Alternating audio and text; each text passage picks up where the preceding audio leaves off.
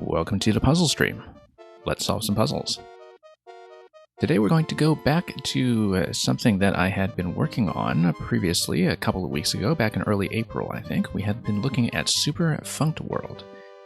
Two worlds of two separate concepts. So World 1 was a series of connected puzzles that all kind of shared the same general concept, using moving thwomps and resetting through doors and so on, and just presenting a couple of different variations of puzzles that you could create using that. World 2, which we'll be continuing, was something quite a bit interesting in that it was a variation on a puzzle room that was seeded differently depending on a Magikoopa randomizing mechanism.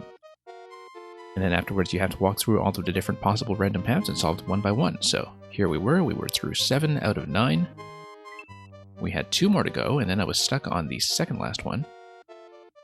So we'll make a fresh crack at it today and see if we manage to do any better at all. So this was Galoomba's Way, 2-4. So you can see, first of all, that you just have all of the Super Mario World Goombas, recently renamed to Galoombas, up top. Now, in the initial level in this set, these are actually a whole bunch of different elements that are the different things that can spawn from a Magikoopa, because the randomizer determines what kind of solution path is actually available. Now here, we have to solve specifically the Galoomba path, which is, I think, mechanically unlike all of the other ones. And we had a couple things mapped out. We knew that, well, not all of these elements are going to be relevant in this particular run. Some of them are just kind of vestigial from the other solutions. But we know that the key is sort of attached to this block here, because of the way the track is painted. We also know that we need an object to allow us to stand underneath the door. We also know from previous experience that there is going to be a damage gate once we actually go through the door. And we know what all of these on the right spawn as well. We can manipulate the spawns using how we place the Goomba. So for example, if we place the Goomba in the initial location here, then what happens is that the first block will give us a Cape Feather, and the second block will activate the P-switch, which I think is something that does not happen if you, for example, fire a shell into this location, because it would deflect off of the jump block. Here that's not the case. Here instead we get the Cape. And I had actually determined that yes, Mamuga, this is Funct World, we're finally back to it. I think I may have some breakthroughs to make. Mamuga, I think you were here previously when I made it here to part 8 of 9. We didn't manage to solve the Galoomba path then. Now, we know that the Cape solution is probably not going to be what we want with the Goomba, because even though you get access to the clown car as before in some of the other paths, the problem with this is that the P-switch activation, which is unique to this path, which does not happen with, say, firing the shells, kills the bone shell, because the bone shell is tucked by the P-block that you can see just underneath the life indicator. Now, if you have no bone shell, and if you have no bomb, because the bomb got killed in this location, then you actually have no way to activate this block. Because you have no shell to throw at it, you have no bomb to kick towards it, you have no bone shell to stomp on it. So that was the thing that was getting us stuck last time, and that was how I kind of decided that it can't be placing the Goomba on the bottom row the way that we did this time, because yes, that may give you the Cape Feather, but it also dumps the Muncher right away. It's kind of unavoidable, and it hits the P-switch and everything just goes kaput.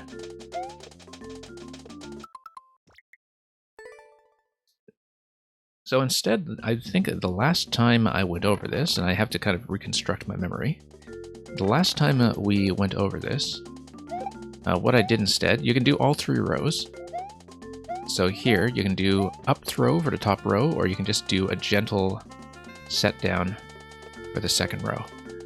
Oh, also, this is going to give me Spiny Hat, so I need to not destroy that block, I need to spawn the POW first. So we know that this block here gives me a spiny hat, and I was thinking that would probably be the correct solution. Hello, Netcat. Welcome.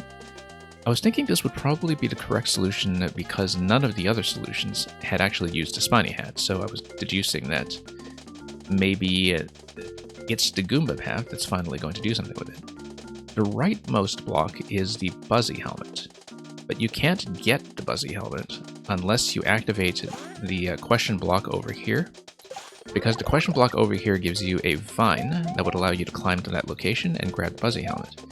The Buzzy Helmet solution would have allowed me to bump this bomb over to the left. But with a spiny hat, the bomb dies. The other thing about the spiny hat is that, as you can see, you can remove the muncher stacks.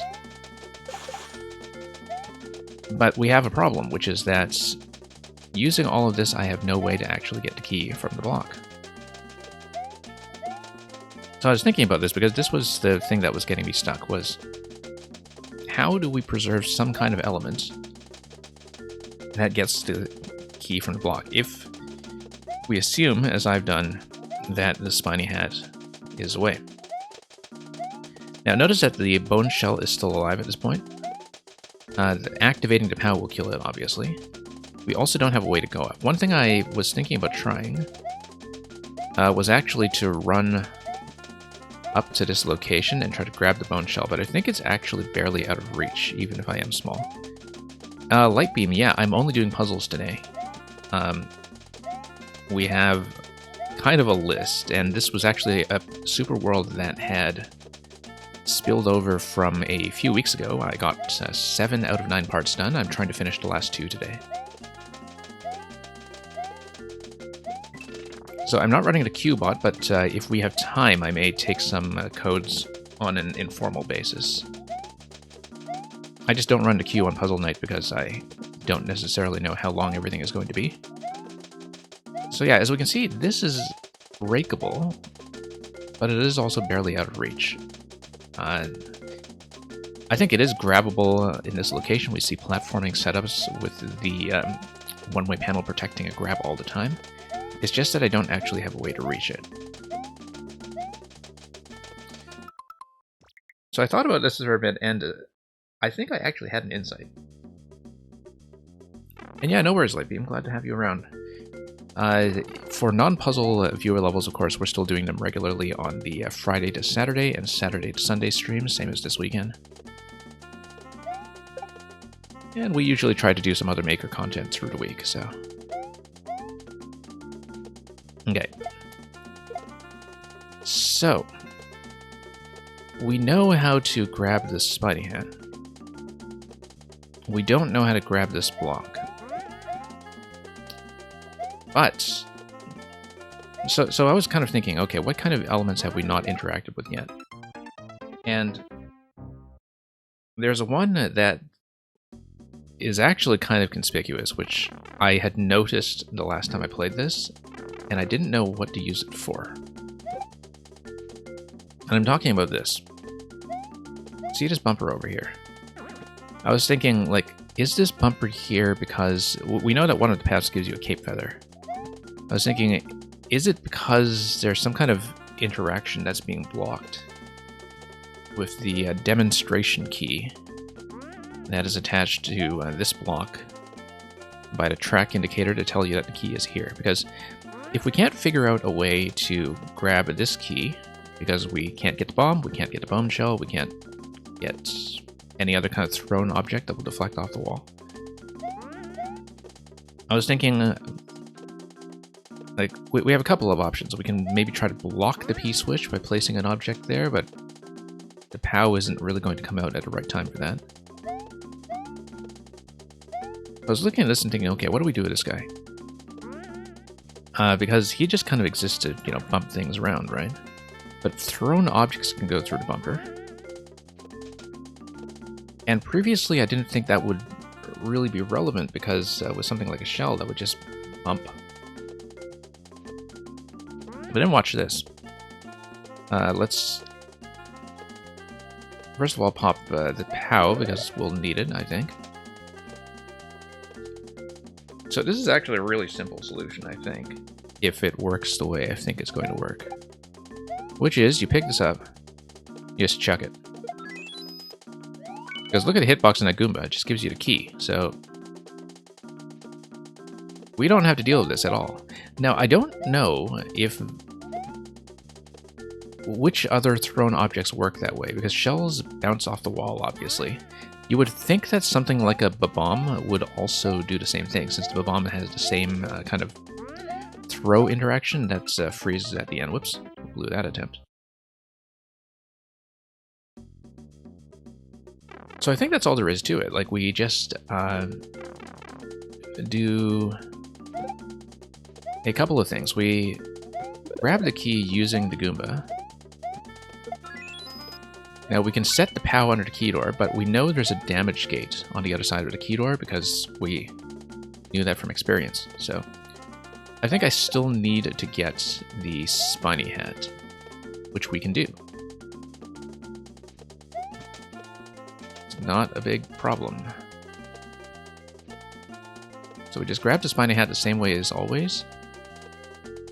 And a spiny hat doesn't actually do anything for me other than clear the munchers the way we've been doing to score the POW. Yeah, Mamuga, it absolutely looks intended. So how did I figure that out? Pretty much by accident.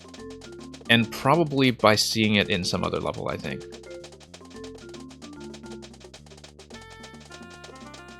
Like, yeah, I mean, the thing is, like, we were staring at this thing for probably over an hour last time, right? And the whole time I just didn't think about, like, can I pick up the demonstration key? Like, I was trying to reach it with the cape, I was trying to do all kinds of things with it in the other paths, but it never occurred to me to try it with the Goomba path. And like I said, I don't know which other objects that works with. Yeah, I should be able to go through this way, yeah. That guy's just there to scare you. There we go, there's the clear.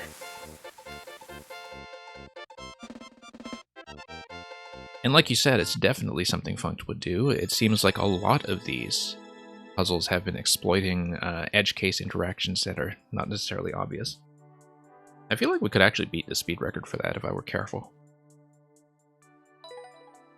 Anyway, thank you for the GGs. We have one more to go. And I think it's going to be an easier one because, like, I feel like going into the set of individual solutions, that's the Goomba one was the one I was least comfortable with because it's the one that doesn't behave like any of the other objects, right? Whereas the coin and the mushroom path were equivalent. And the Koopa path, I think we had actually kind of figured out last time mostly. It just wasn't the clear attempt. So I kind of need to relearn this. I haven't seen this in a while, obviously. But I think it is going to be using the same kind of wake-up property. Actually, no. We're going to do this. And we're going to go for the Buzzy path. I think that's how we'll do it. We'll let the Koopa wake up. Oh, except that's going to pop the Koopa. Okay, no, never mind. Yeah, never mind. I needed to grab this carefully, actually. I was hoping to pop it out and grab the Buzzy shell. But if the shell deflection works the way I think it's going to work, I don't think we need that. I think we actually just go for the cape route, like this. No, because it kills the P-switch, never mind. So that's not going to be it. And you can see, yeah, if you have a walking enemy go up the first jump block that gives you the cape, because of the one-way panel that is directly over that space, I think it's always going to dump the muncher onto the POW as well. So I actually don't remember what we did to get around a cape issue with the route where the cape was actually relevant. I think it was based on some kind of shell deflection pattern, but I don't remember what that was. And Mamuga remembers, because Mamuga has an incredible memory. Anyway, cape is mostly useful for giving me clown car, but we don't have the bone shell, so that's kind of useless. So we'll start this one over and try something slightly different. I felt like Buzzy shell was the way to go here. Because we know how to get the Buzzy shell using this.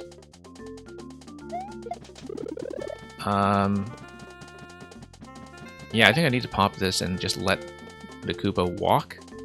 And specifically let the Koopa walk all the way back here so I can bump it. Because it's red Koopa, and if it gets bounced on top of one of these platforms, it should stay, right? Oh, I gotta drop the shell. 1 second. Drop the shell. Drop the Koopa. There we go. Oh, except it's red Koopa, so it's not gonna do any of that. Yeah, no, I was thinking in terms of the green Koopa. I forgot that we'd have to deal with the red Koopa pattern. That would just walk around up top. That's potentially interesting. I hadn't thought about the red Koopa pattern, actually. But we might be able to make use of that somehow. But because of the way this corner works, I think maybe the Buzzy path is unlikely.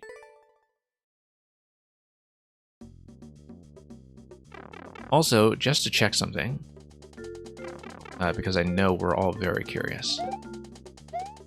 So yeah, when you bump the Koopa stays inside the shell when you bump it from below. So yeah, you can see that here it doesn't touch, right?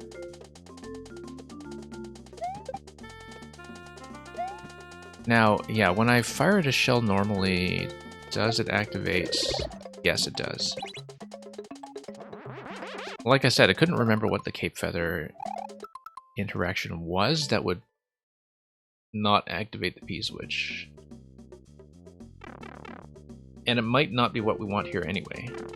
I have to remember which solution was which. Like, I know that Coin and Mushroom just kind of gave you the clown car right away, right?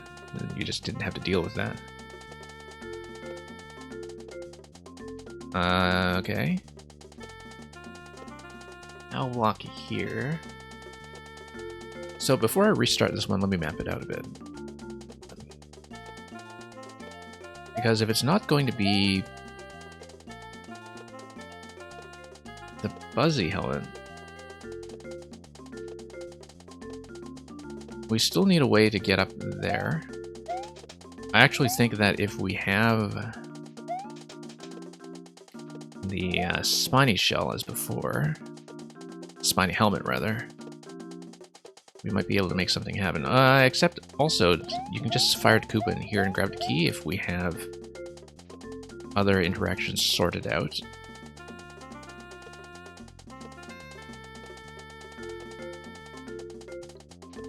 So for example, yeah, if I think about the shell having an up throw as well, there's some possibility I can get up top.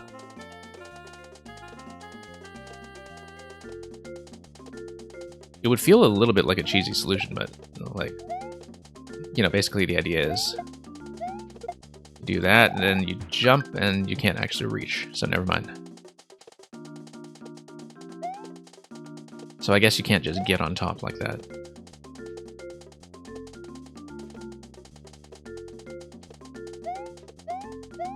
But yeah, I'm trying to think about what we did with the throw pattern to make it work a little bit differently.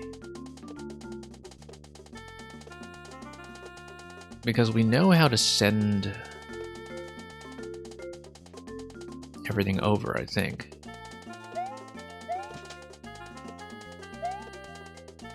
And we know what everything gets you. It's going to be a Cape, Muncher, a Spiny Hat, and Buzzy Hat in that order.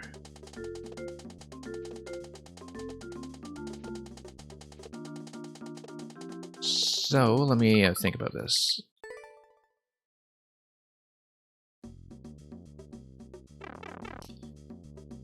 Yeah, like I said, I thought I had this sorted out earlier, but that's because I was thinking in terms of the green shell, possibly the Spiny. But basically, things that would not have the same patrol pattern. Okay, it doesn't hit through to one-way panel. It's actually really important information. I'm just going to toss this here and there to create some room here.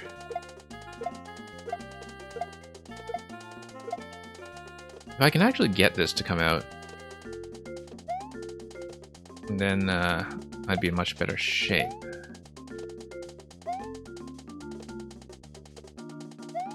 Now, does the Koopa walk onto P?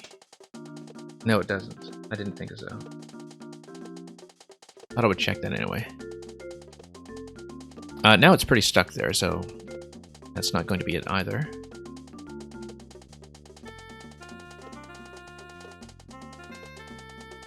I haven't really made that much use of the claw, actually. The claw is mostly there to prevent certain objects from continuing to deflect down that side.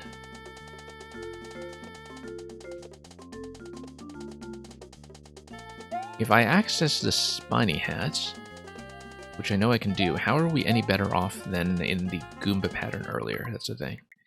We can try the spiny path again, but I feel like that's just a weaker version of the Goomba solution, and that won't work. So for example, if we come over here, and we drop it to the right. Oh no, it actually doesn't do the full wake up. Right, it doesn't do the wake up pattern unless you... Yeah, no, the Buzzy does the wake up pattern, the shell doesn't.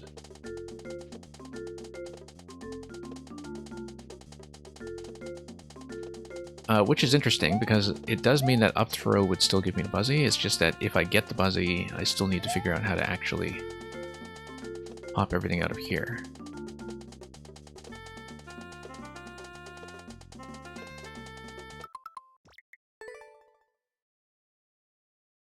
So, let's figure it out. You would think from mapping out this puzzle so many times that we'd just have it down cold by now, but apparently not. Let's watch this pattern as well in terms of... Oh, this guy's just going to go up, okay. And that's just going to kill it, so we don't want to do that either. However, I was able to place the shell somewhere so we could reacquire it, and that's kind of important. This is still not going to hit. The shell is able to hit the key, of course, just from the side, but then we don't have either an object to stand on, or... Yeah, we don't have an object to stand on if we do that. So that's not likely to be it either. I'm just thinking ahead to like whether or not the P-switch interaction here actually will matter very much.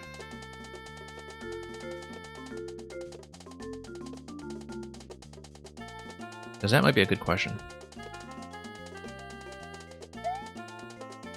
Single POW interaction is unlikely to do much for me. Previously, single POW was just giving me access to the P-switch down here.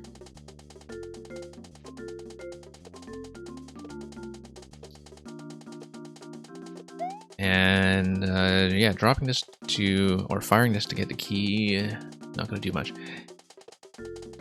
I wonder if I can do something about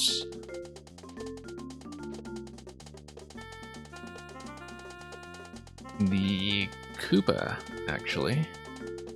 You know, I think I was actually able to grab off the side here on a previous attempt, and that it had worked when I decided to bump here. I'm going to try that, actually. Because I'm fairly certain that I had done it before. And it's a little tricky, but it should be within range.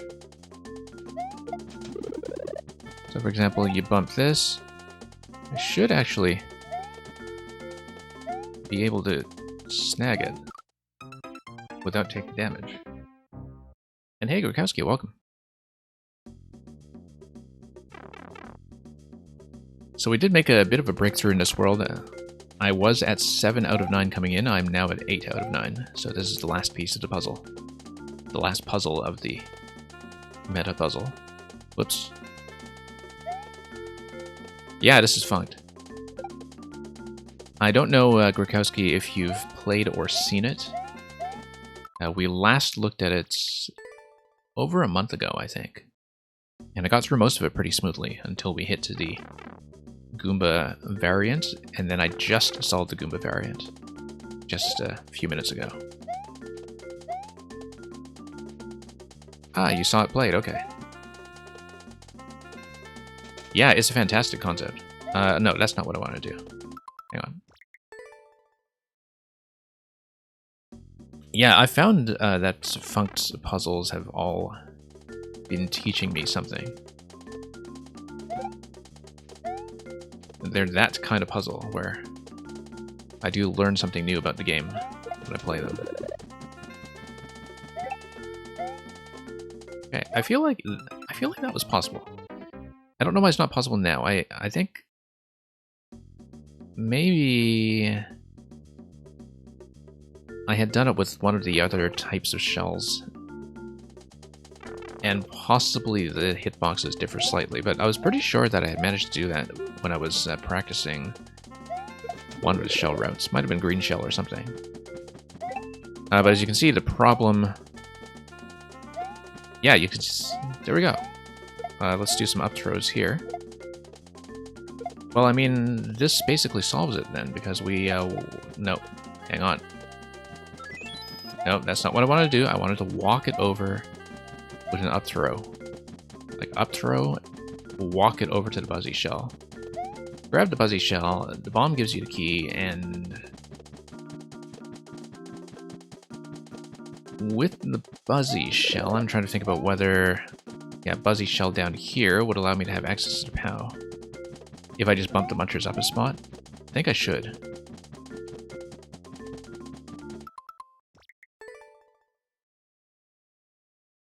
I think that's going to be the way to do it then. Bit of a weird hitbox on the Koopa, but, you know, when you pick up the shell, but I think this has to be it. Just need to kind of swipe it. And then do a... Oh, no. I wonder why I'm not able to do the up throw there. I thought I was able to do so. Maybe I'm not standing close enough and there's a bit of precision going on. Or maybe... Yeah, no, because I tested the top row with the Goomba before, but maybe the hitbox in the shell is just too large, and that the difference in hitbox actually prevents you from doing that.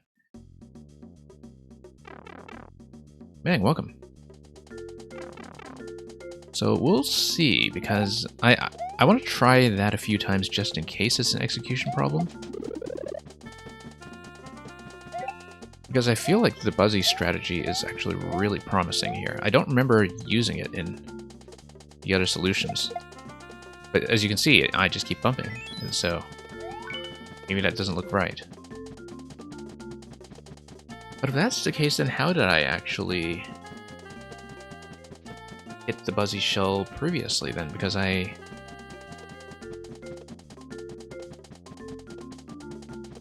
don't know if in the original puzzle the one-way panel in the middle... I mean, all of these puzzles are identical, I think, but in terms of the layout, but I didn't remember having to deal with the one-way panel in terms of dealing with the shell firing towards the Buzzy drop on the right side, and so...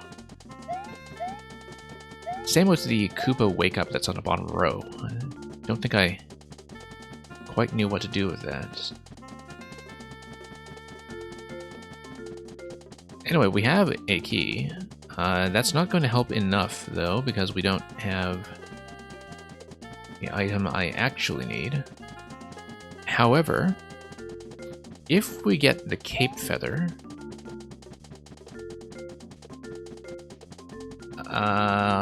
no, because getting the Cape Feather would require me to dump the shell up top.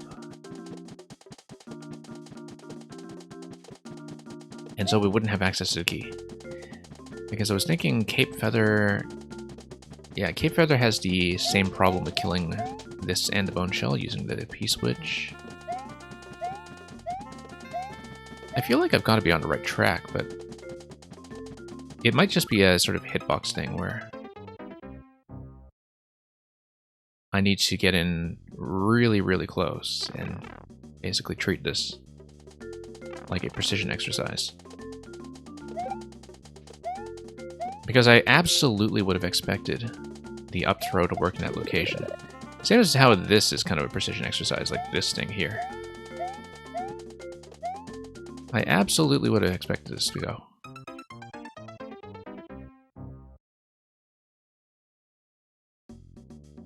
So we can try it a few times until I'm absolutely sure that that is unlikely to produce results. And then we can look at some alternatives and think about some alternatives right now, too.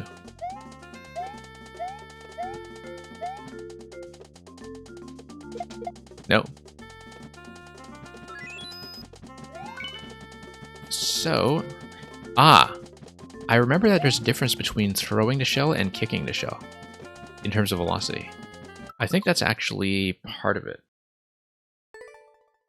Because previously I'd been doing the shell throw, but I think the shell kick actually sends it forward at a different speed that may interact differently. I think I had discovered that last time I did this, but I wasn't quite clear. Let's just test this before we do the whole weird hitbox thing down there. So for example, you drop, you kick. No, it's actually the same thing, except it deflects and hits the off switch here.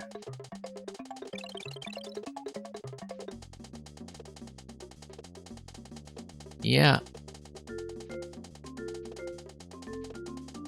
I think previously, for the top right, that it was like the Spiny or the Buzzy that had the wake-up pattern that would send it up 2 blocks. To give me the Buzzy shell from the right side. Here, this is going to be something different.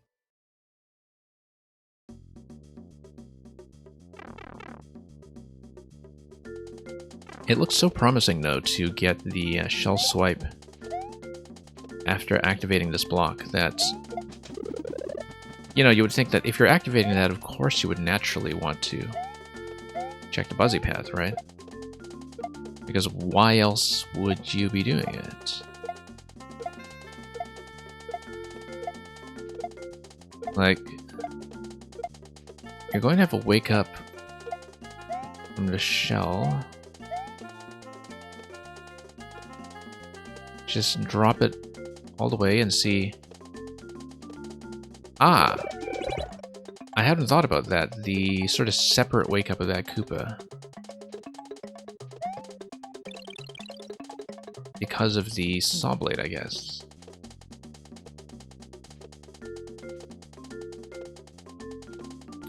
But when the Koopa enters the shell,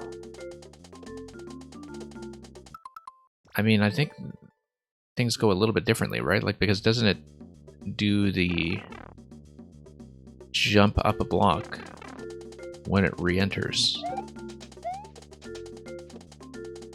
I need to check this.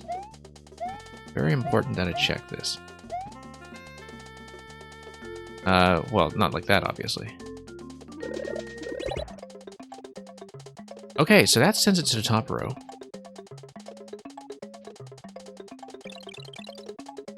Whereas if we fire the shell...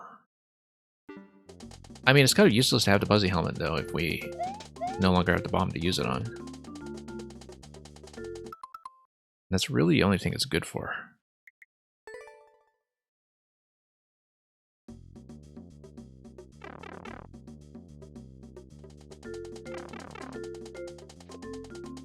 So let's check some of this again. Yeah, let me just check the firing pattern here once more. Also, I don't know if the firing pattern is any different whether the shell has the Koopa inside or not. It might be worth checking just in case. I wouldn't think that the shell physics are different at all, but there's a lot of stuff about the Super Mario World, the Koopa state, that can be weird. And that can also teach us new things. for example, let's say I bump this. Let's say I just do a Shellfire, like, by itself. No, same kind of pattern as you would expect.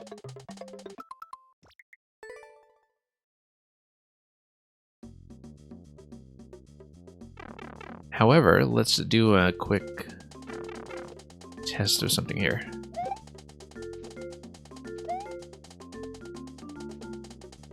Yeah, let's just bump this guy.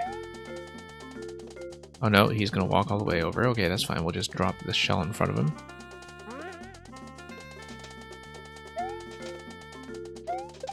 Nope. That's not how I wanted to do it.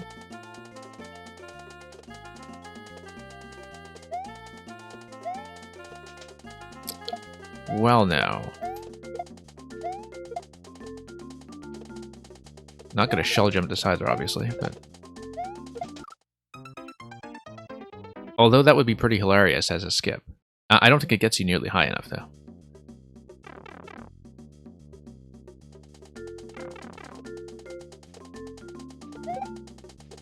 Okay, take this.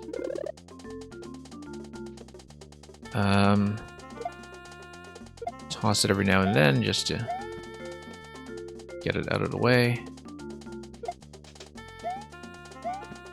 There's no particular disadvantage to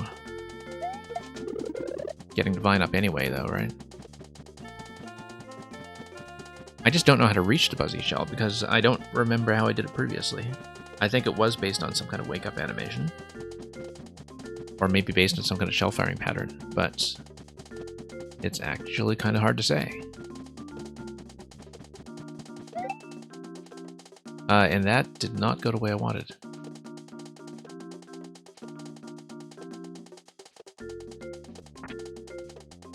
Anyway, that's going to get captured.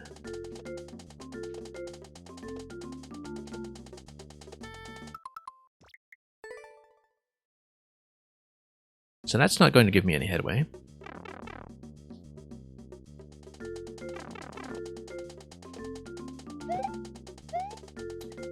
Yeah, might be, as with the Goomba solutions, some really obscure interaction that I just don't really know.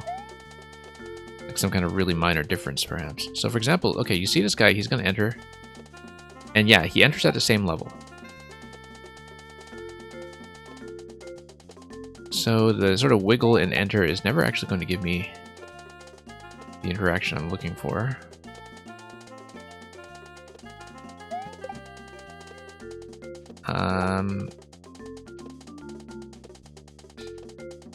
Just thinking about what kind of other deflection pattern might have been possible here. That, you know, like if I were able to take damage or something and I could slide in here to maybe do the up throw that way.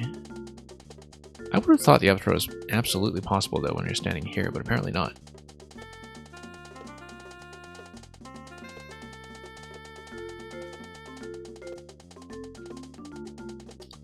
Well, what else is there to interact with? The P-switch isn't going to do what we want.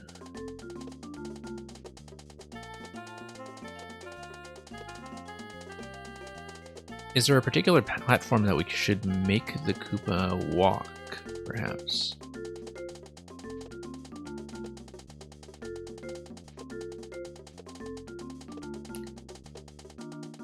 Because right now I don't know how to get it to do anything except in the bottom row in the top right.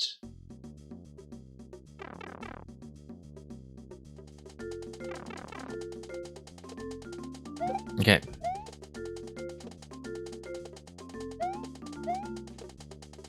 Yeah, you can do the bottom row. You can't really do anything else.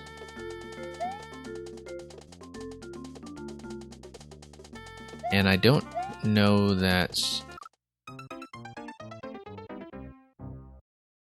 it's possible to manipulate that to give it any extra height somehow. Now, of course, there are a couple of things I hadn't considered. I hadn't considered how to perhaps do something else with the vine coming up here. don't think it really does give me anything other than access to the Buzzy shell, though, in the top right. And so we may be sort of excessively fixated on the Buzzy as the solution when a lot of signs point otherwise.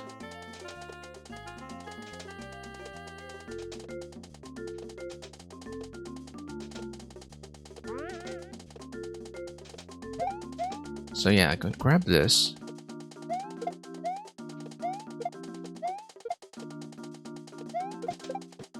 No, that's obviously not going to be it. Although that might be interesting, actually.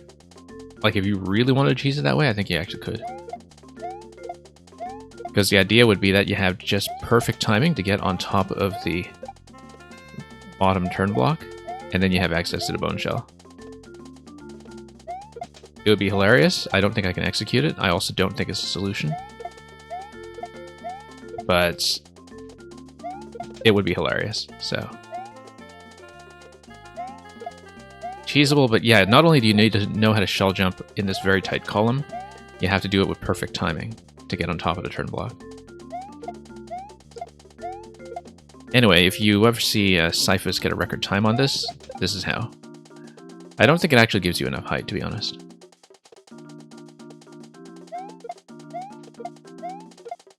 Okay. Oh yeah, it totally does, I think. If you get yourself trapped inside the block, I think it might actually go.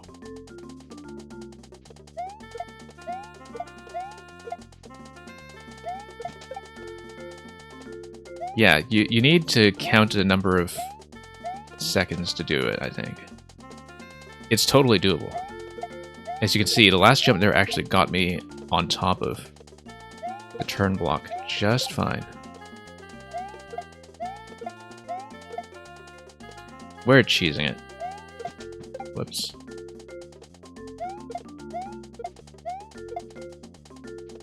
Gonna do things the hard way.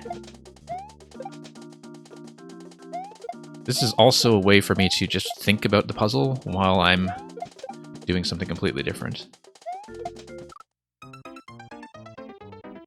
They really do look like cheese crackers. It's very true.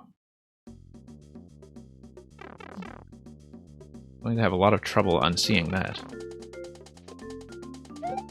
I mean, given that so much of Super Mario World is technically supposed to be food-themed anyway.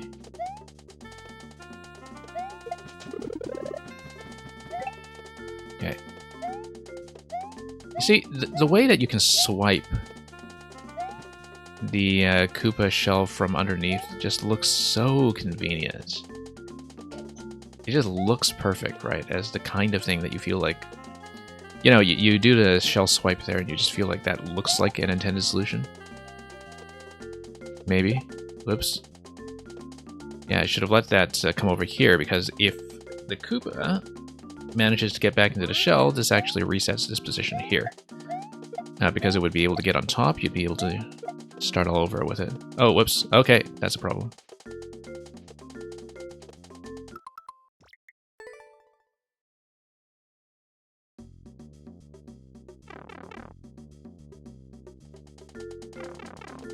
So yeah, not really seriously going to do the cheese solution, but I'm just going to think in the meantime. This is just one way of thinking. Yeah, my timing is actually a little bit slow now. If I go pretty quickly and get up the slot, is really clearly doable.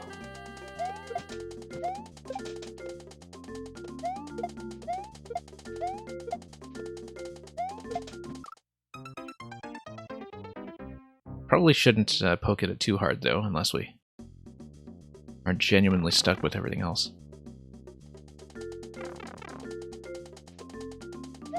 More of a theoretical thing, just to be aware of. Okay, so we know how to... Here's an interesting idea. That we somehow get the Koopa to walk.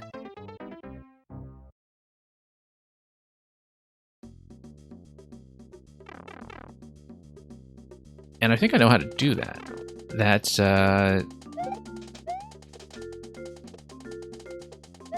if you get the Koopa to walk separately, but then you pick up the shell...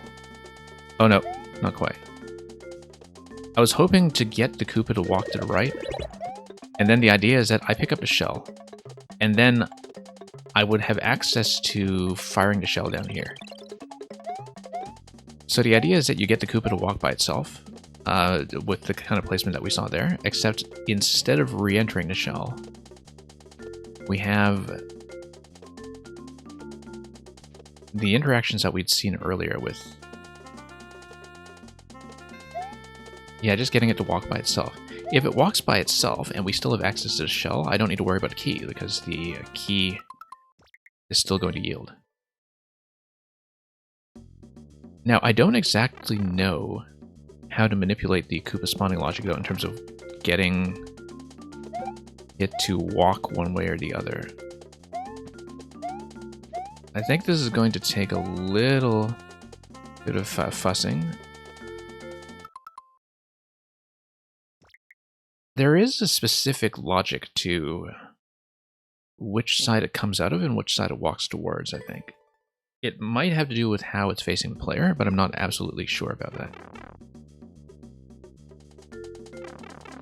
And in fact, that's the kind of thing we can test, but... yeah, we'll just do some tossing. Drop this here so we can pick up the shell a second time if necessary.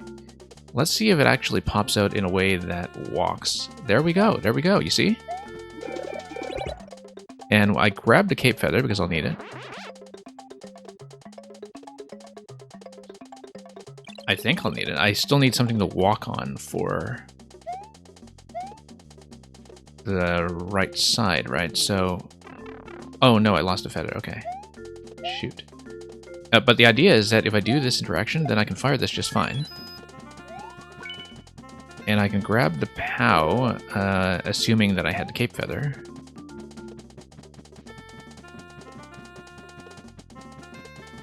Or rather...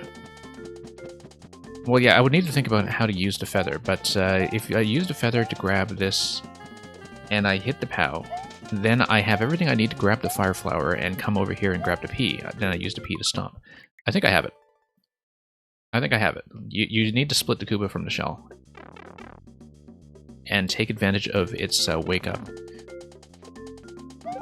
So the way I'm doing it is this, and I think the wake up logic actually does work this way. That I drop into this location, but then I stand to the right. And the Koopa gets obstructed in that way. I need to grab the feather. No, I missed. Okay, let's do that again. I mean, I don't need to urgently go back for the shell. I can go back for it later, I think. Except I'll be tall, which will make things maybe a little bit fussy. But I think this is actually going to be it. Like, I have a good feeling about the solution.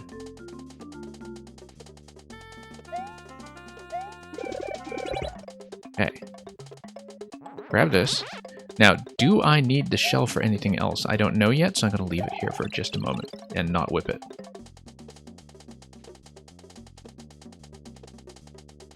So what I'm going to do is I'm going to pop POW. And then we are going to do the clown cars before. We don't need the bone shell because we have a way to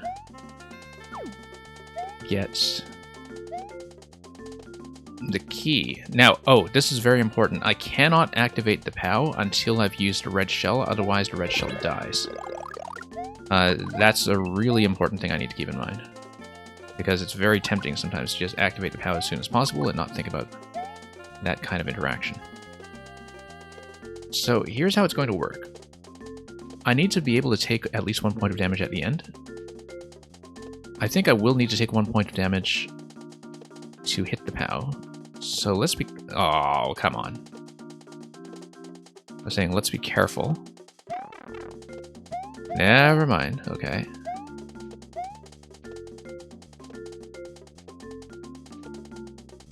Although, actually, if I'm holding the POW... No, here's the thing. I can't take damage. I really can't take damage because there's that damage gate that comes into the other side. So, one moment we need to acknowledge. Zero planes coming in with, my goodness, a party of 74. That's incredible. Zero, I hope you're doing well. I know this is typically your super expert day, but if you drew any puzzles today, if you were so lucky, hope those went well. And yeah, thank you everybody for coming in. We are currently on the 9th and final level of this puzzle world, which has this really interesting randomization mechanic that's attached to it.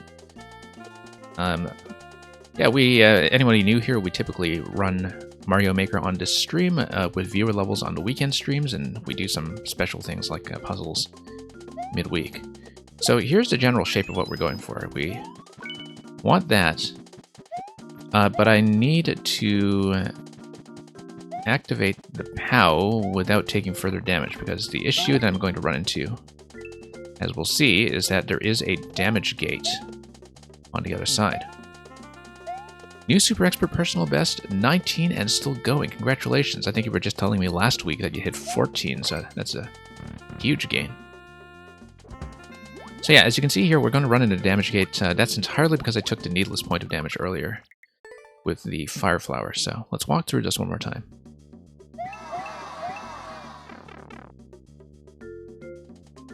And so yeah, if any of you folks are into puzzles, this is a really interesting series.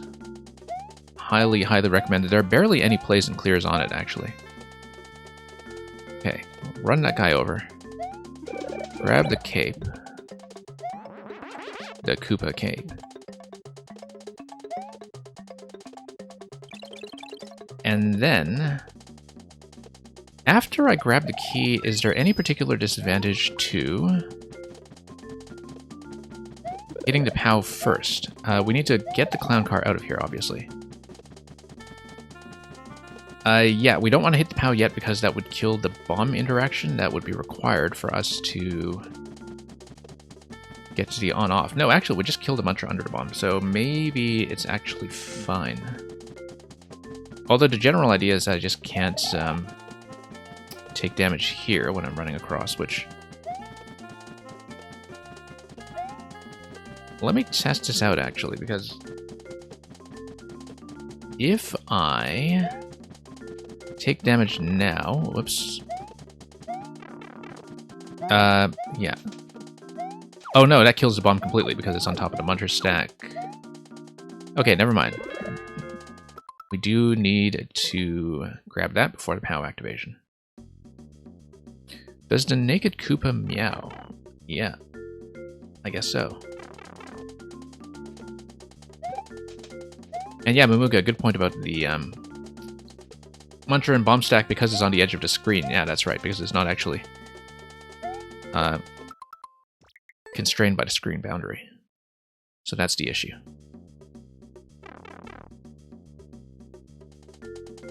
Okay, so I think I have most of this down, though. I think this absolutely looks correct, this idea here.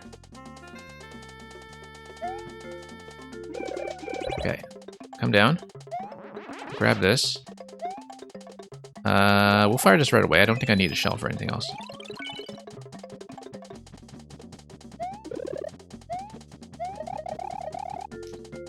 Okay, so...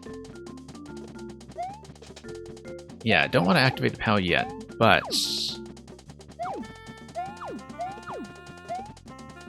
I'll need to think about how to minimize damage when I hit the POW later on. Because that, I feel like I haven't actually figured out yet. Let's actually bust this down. Just in case. Yeah, because the idea is that I need the POW activation in order to grab the P-switch on the left. P-switch on the left gives me access to the door. I need the Fire Flower for all that, but once I grab the Fire Flower, I think I just need to run across safely, to be honest. Like, I don't need a cape anymore, so we can test this out, but... you know, basically, can I run and slide safely across this location? If I can do that, then... then I'm good. I'm not good. Okay. If we can't do that, then I'm kind of in trouble, I think, but we'll have to think about that. Because that is perhaps an unforeseen obstacle.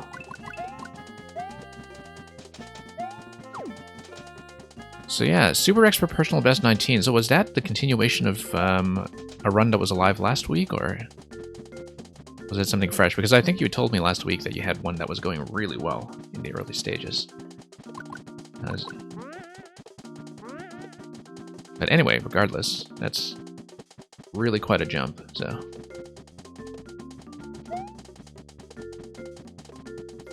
Alright, so, like I said, we can only afford to take 1 point of damage. Possibly one thing I haven't considered, actually, is making use of the mushroom on the right side, except previously the way we did that was to use the spiny hat. But if I use the cape to... Ah, yeah, no, this was the idea. The cape can whip the trampoline. The trampoline can raise the mushroom. Mushroom gets up in a claw, we have access to the mushroom as a refresh, so yep, that's the idea. And that will be how we do it. And because then I can afford to get out of the bottom left as Small Mario and still have a point of damage left over. I think I may have tried that actually in the original route when I was playing with the green shell. Oh no, wrong way. Yeah, so it looks like the Koopa location, when it pops out of the shell out of being bounced while still trapped, is something that actually does track the player position. That's my understanding. That if I'm... Whoops, no, hang on. I gotta remember to up-throw that thing a few times just to reset it, I think. And keep it dead, if that's the way it works.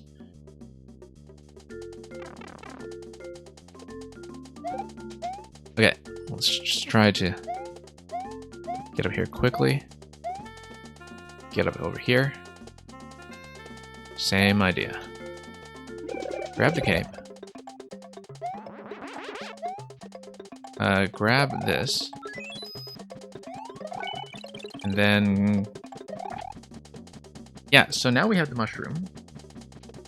And I'll come over here and activate the mushroom on my way out. So, we do this. Activate this.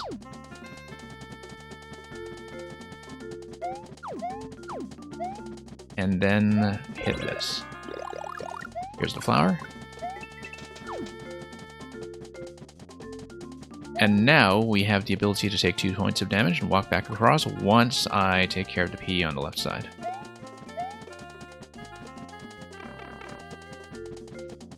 And taking 2 points of damage here is fine. Yes, it's fine, because we have everything we need. Drop the mushroom. Now we can get across the damage gate. And it's a matter of getting on top. And that's the solution. That's the solution.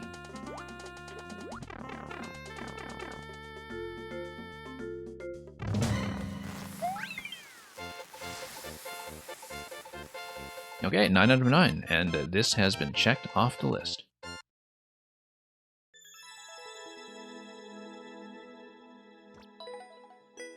So, for those of you who came in late or haven't seen this before, I really do have to show you what this concept was all about, because if you just saw the last level or two in this set, which I showed off today, you won't have gotten a sense of what this actually was, because it's a fantastic idea, and thank you for all the GGs. I'm going to share the code for the Super World, first of all. This concept, yeah, the fact that it's in a Super World is actually very important here. Because I'll show you what this is all about from the first level. Got so many puzzles to do here. So, Super World consisted of 2 different kinds of puzzles. This was a set in World 1, and we just finished a set that was in World 2. Now, here's the interesting thing about the set in World 2, is that all of the rooms are identical except for an item that spawns. And the concept is illustrated by the first level in the set. It's one of the best puzzle concepts I've seen in this game, I think. So watch this. So you've got a clear condition here with Monty Moles, and I'll show you what that's all about in just 1 second. Now, notice how previously, when we were doing that last puzzle, everything in the top row was a red Koopa, because 100% of the time we were getting a red Koopa. This time, we're actually going to have a 1 in 7 chance of working with each of these items. So the idea is that when you come into this room, you're required to beat the clear condition by tapping the moles, because that introduces a certain amount of variance to the random number generator by messing with the player's inputs and just kind of making them unreliable, right?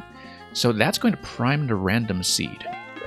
Once you've primed a random seed, the Magic Koopa that is on the left side spawns one of the possible items in this level. And so we got the mushroom this time, and then we can, do the mushroom solution, which I think is actually one of the easier ones, if I recall. Whoops. Because we just, get into this thing, grab the fire flower, grab the fire flower here, I think. Hang on. Oh, yeah, there's just a little obstruction here. One moment while I fix this up. Okay, never mind, we lost that. But the idea was that I was going to use the bone shell to tap this block over here to grab the key. But anyway, if you start over, you can see that something different is going to happen. I'm not going to walk through the whole thing because I just solved all of this. So, you primed a randomizer. You come up here, and the randomizer is going to give me something different, maybe. Yeah, it's going to give me Red Koopa, and of course we just solved the puzzle using the Red Koopa with the solution that I showed off just when the raid came in. Like that. So here's the idea. We grab this, tap this, and what were we doing? Ah, yes. How? Grab this. I doubt this is actually going to be any kind of meaningful record, but, we'll take it. I don't think there are that many clears on this anyway, so... Okay. Tap this again. And grab the mushroom, and we'll clear. I was kind of interested to see what time I'll get on this. It's not perfect, but...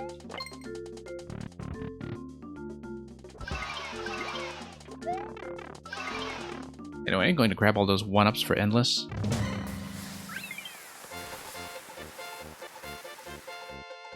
Now, I'll show you one more thing I noticed about this, because when I was preparing to go back to this world, I kind of looked at the existing clear statistics and all that. So, yeah, I was a couple seconds off, but... it's going to depend on the route. So the remarkable thing about this, look at the clear check times. 53 seconds, 54 seconds for the coin, which is equivalent to the mushroom, because both of them give you the clown car on the left side at the beginning. 54 seconds. 54 seconds, and 54 seconds. So, I don't know how deliberate this is in terms of whether the creator, Funkt, was kind of speeding through or deliberately kind of waiting out the clock or whatever, but if these clear check times are well optimized, the solutions in terms of length are actually completely balanced. I don't know how tightly optimized it is. It might not be. It might just be a kind of deliberate thing here to see if anybody noticed, but I thought that was actually kind of especially delicate. So yeah, as we expected, the Galoomba's Way actually has the fewest clears. So I actually got clear number 4 on this. Okay, anyway, that was great. So, let's pull up another code.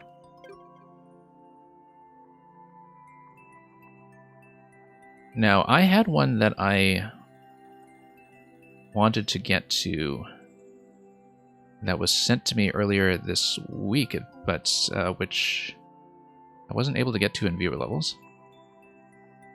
Let me see if I can just pull that up from my list somewhere. It's quite deep. If I can actually find... Oh yeah, okay, I think I can find it. So this isn't quite as much of a puzzle in the sense that we think of the kind of logic, object manipulation stuff, but it is something that has a bit of a break. Is, I think, one of those kind of problem-solving, you know, pick the right solution, pick the right door levels. At least if it's anything like the previous one that I saw from this maker here, who actually is another streamer, a streamer who plays quite a lot of ragtime and jazz piano, and occasionally makes Mario levels for me to look at. And so previously we'd seen a classical music quiz level. And Mamuga, congratulations for staying sane after 1,000 easy endless clears. And so here's one where Mario digs his jazz theory. I think it is going to be another kind of guess the solution puzzle, but I don't exactly know what it's going to involve, except that it requires knowledge of jazz theory, which, thankfully, we have. So I think I may have to turn up my local volume here in order to pick up on musical clues. But I haven't actually looked at this level yet, so... Okay.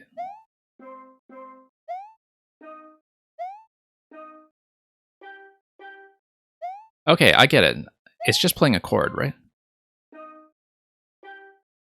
And is asking you major or minor. Okay, so that's just sort of introducing the concept here. Introductory room. That's a minor chord, so we'll just take the minor chord and, you know, quick tutorial room, that is correct.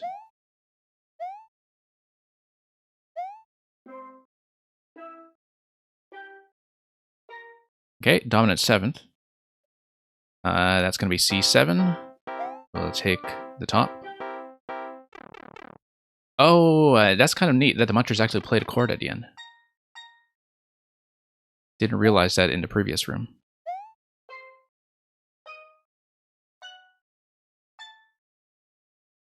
Hang on. I believe that's just a diminished 7th. You can also even visually see it from the spacing because they're all equally spaced by 3 semitones. You actually don't even need to tap these. If you know that each tile is going to be off by 1 semitone, you can just read it and go, actually. So this is going to be C dim 7. And it's going to play the solid chord at the end. Except the bowls are going to jump in a way that kind of rolls the chord, I guess. Let's just fall down here. Checkpoint, in case we need a checkpoint.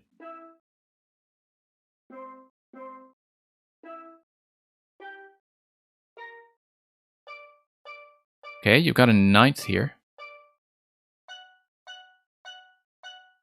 Okay. Let's check this again. Yeah, this is just going to be a 9 and 13 extension. It's just going to be a normal 9th there, not a flat or sharp or anything, I don't think. Let me just check that, actually. And again, you can count if you're not sure.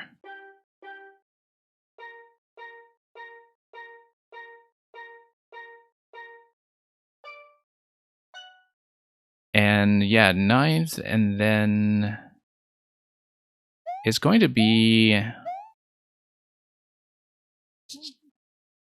I want to say that's going to be a sharp 11, actually. Oh, it is a sharp 11. Okay. At least that's one of the options given. No, that's definitely sharp 11. Yeah.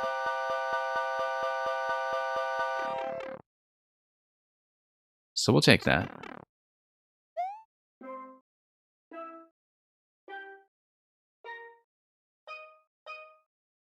Okay. This is going to be a 9 and 13, I think.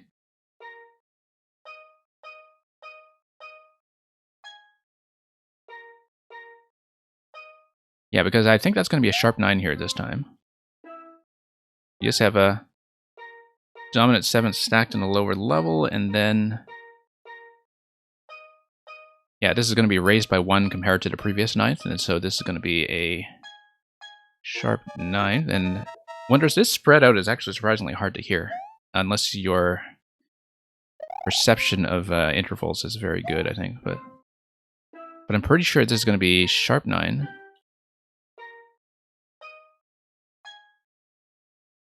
And let's see, because sharp 9 would be the D sharp or E flat, I guess.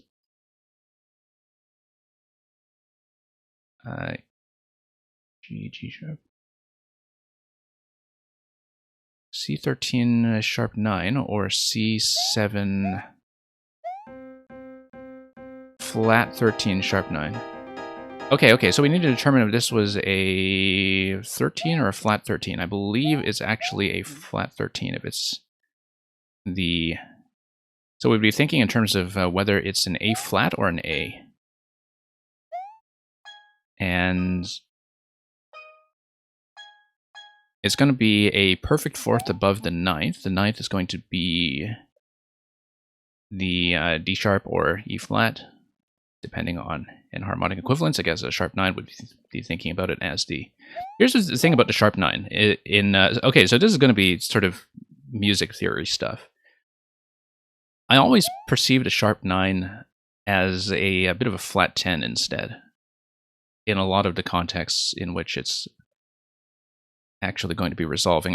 This is probably more technical detail than, oh, we're going to time out. That's why we have a checkpoint. Too much talking.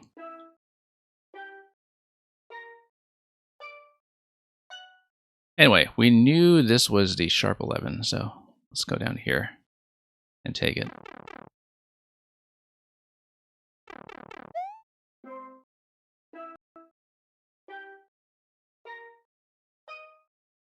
Yeah, because you're just kind of bopping one note at a time, it's actually hard to sort of hear the sustain from the lower notes unless your pitch perception is quite good. But you know that this is going to be a perfect fourth between those two notes.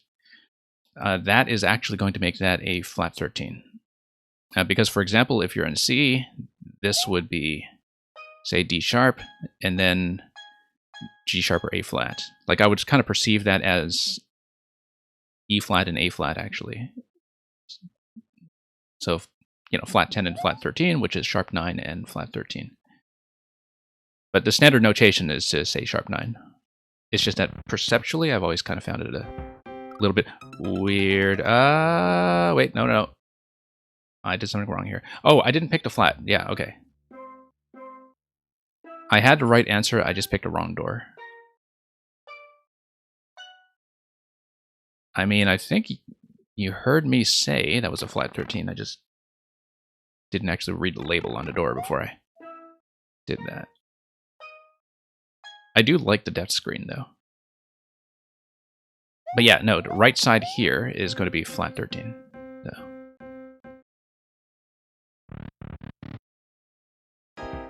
And there we go, that's the goal.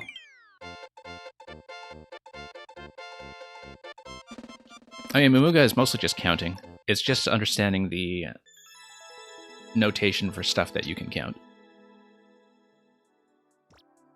No, but the idea is that you have the root, which is the C, which is the bottom note that you see in each of those stacks. And you just count the number of degrees in the scale above that. So, you know, for example, if you look at the notes on a piano or the notes in a scale, you just kind of count your way up. And in a major scale, you would go like 1, 2, 3, 4, 5, 6, 7, 8, etc. And then you get into stuff like 9, 11, 13, etc. That's a very rough sketch. It's much easier to demonstrate, believe me, with the aid of something like a piano. Anyway, we dig jazz theory. Let's get back to some more logically built puzzles, perhaps. Just to chase what we were doing earlier. I don't know if Grukowski is actually still here, but we'll just pick some of Grukowski's puzzles because it's always nice to get through at least a couple of them per stream. So let me just punch in the code. And yeah, I know that Grukowski, even if you do drop off, that you often catch up on the VODs anyway, so we might as well do a few while you're able to witness our progress. We've done a lot of the recent ones, finally, but we can catch up on more, so. This is going to be from December. This is Lost in Thought aboard Orbiter 4. So this isn't the fourth in a series, right? Like you don't have 4 different orbiters. This is actually just Orbiter 4 because that's the name of the ship. I would think so. Anyway, 1,000,000 stars fly by your window. But are they flying, or are you?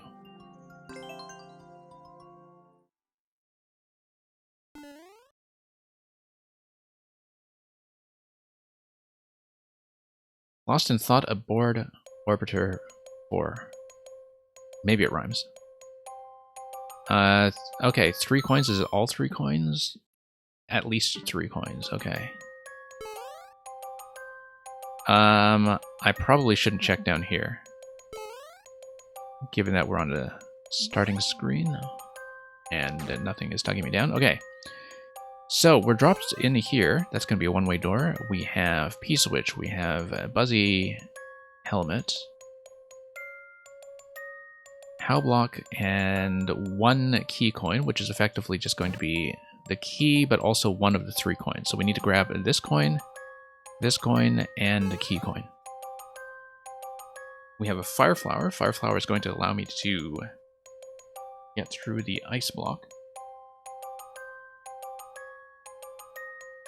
Howl block is something we need to be careful with because Howl block is going to bounce the coins. So the coin that is actually buried underneath there, I think Howl block will actually probably raise it and have it be captured by the claw.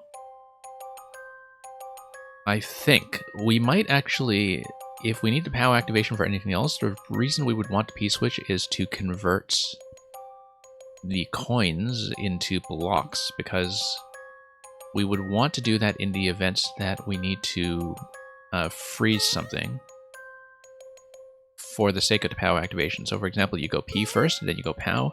That ensures that the coins don't die to the POW scattering. However, I think you actually do need a POW scattering in order to grab this one down here. So just a matter of figuring out the order, I think, as well as eventually the on-off activation. I do want to test if my instincts are right about this claw, though. So let's just grab this first. Yeah, so that floats up, and yes, you get a claw grab. Now,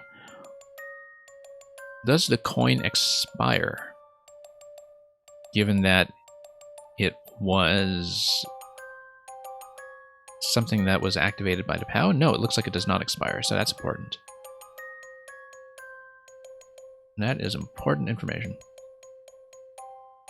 So the next thing we need to deal with is the fact that the Fire Flower would allow you to bust through here, but also potentially cause some problems, I think. In that we can't really drop into the Fire Flower because if we're tall, we get trapped by the conveyor belt. Or rather, if we grab the Fire Flower, I can fire, and the fireball may or may not be obstructed by the on-off block in the center. Which tells me I should do this first. So for example, you come out here,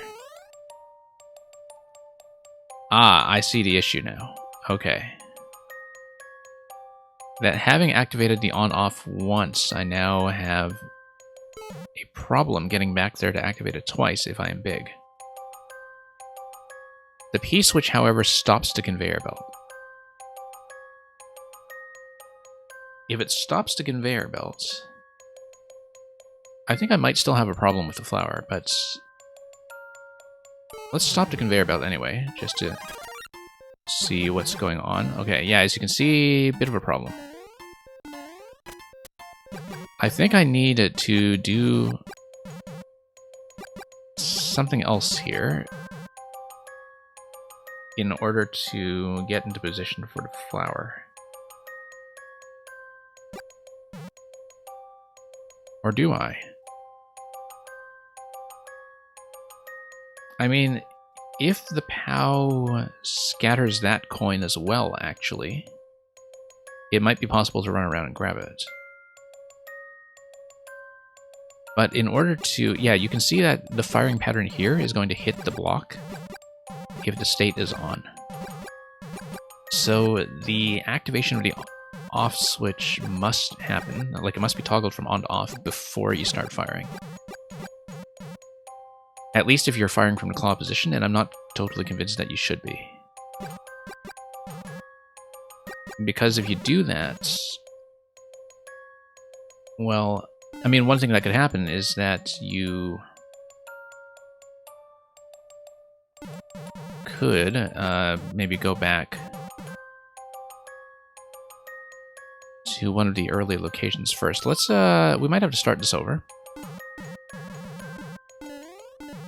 Given that items will be expended in a certain order. So I'm just thinking about order right now, because clearly we do need off switch before flower. But if off switch is before flower, we need a way to grab that coin. It could be done by way of the POW scattering. It might be something else.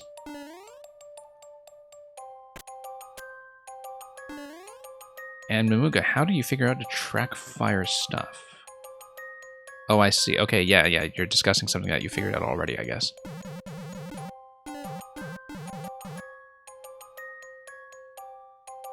So...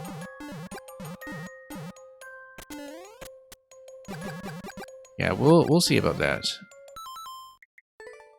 We just need to reorder this, I think.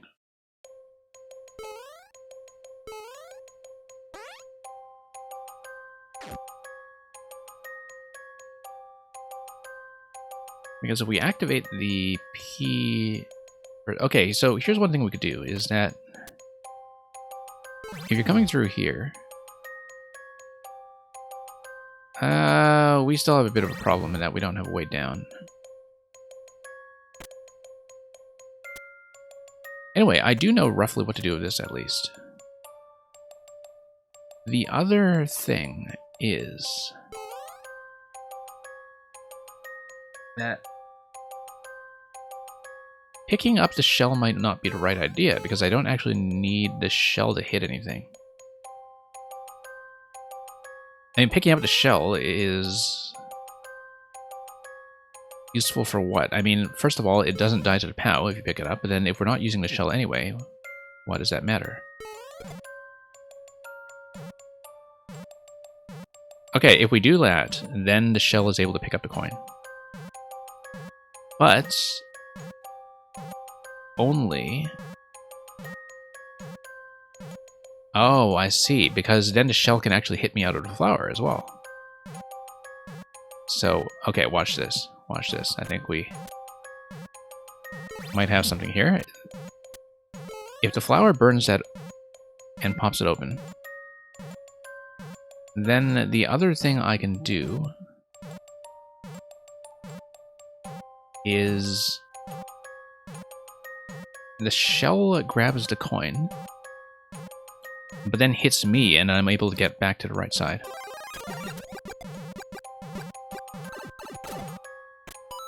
So that's going to go around. Ah. Okay. That's a slight problem, actually. Forgot that I need to be hit twice. That's actually kind of important. All right, that was a bit of a wrinkle in the plan. Yeah, because I was hoping to be hit by the shell again, and I guess the other thing too is that with the shell in that position, now the POW scattering runs into a bit of trouble in terms of actually being able to pick up the coin. The other thing too is that we haven't figured out how to use the P-switch in this configuration. It could be that the idea is that you want the shell to come here and be trapped, but that would have happened already if that were the case. Anyway, that's an idea that instead of using the shell as a helmet, we should be maybe thinking about it as a kick. We're looking for a way to make the fireballs go consistently through the gap. Oh, I see, okay.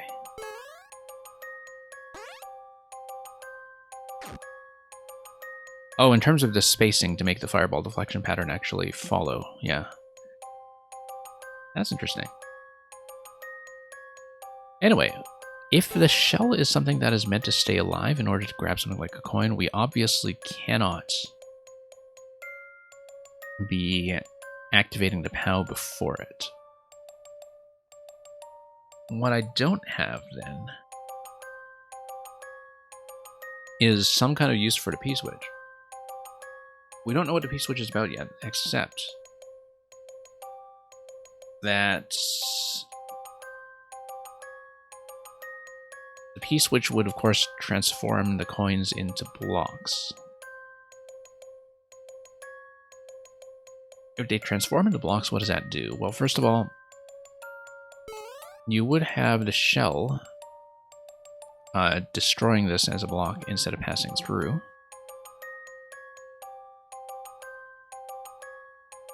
At least while it's encased in ice.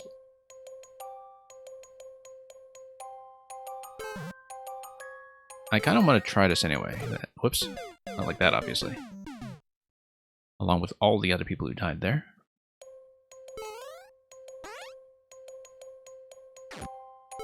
Okay. Yeah.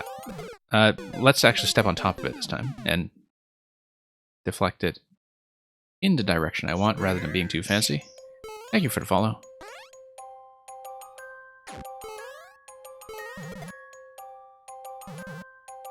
Okay, so suppose we hit the P here. Ah, and then the POW drops. Except we forgot to do the on-off activation on the other side.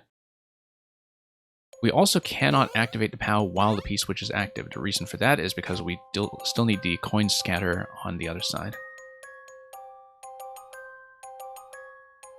I think the idea is that I do want to... Well, I mean, I need to take damage somehow. Twice.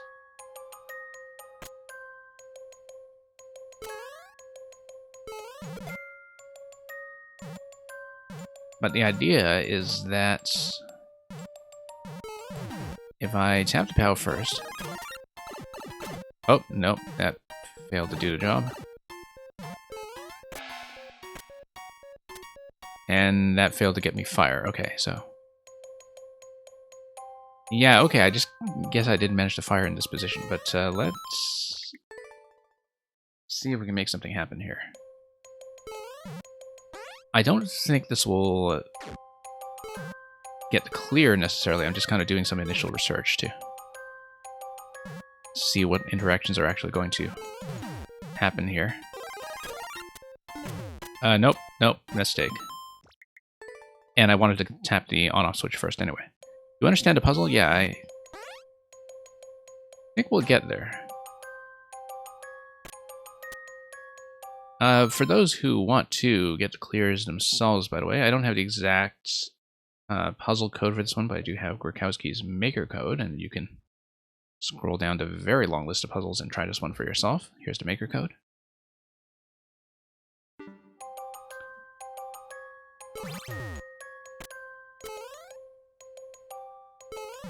Okay, fire this.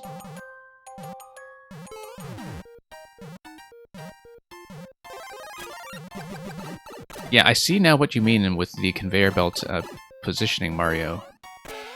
Necessarily to the right side.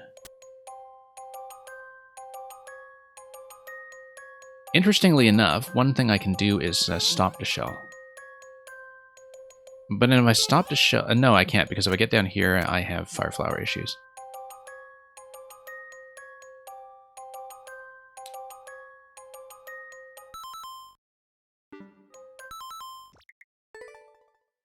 So let's take another look at this, just to get that straight. I think this is definitely going to be some kind of shell deflection. And that we do want a shell kick, but...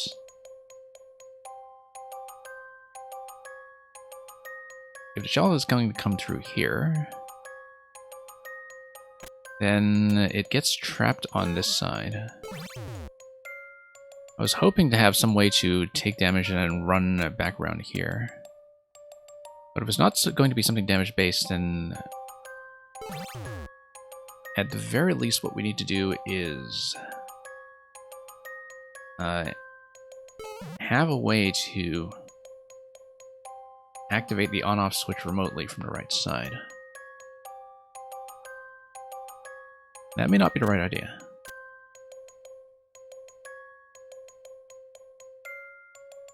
But yeah, obviously left side, anything deflected through here will go off screen, so we won't be able to kick the shell over there, even if we wanted.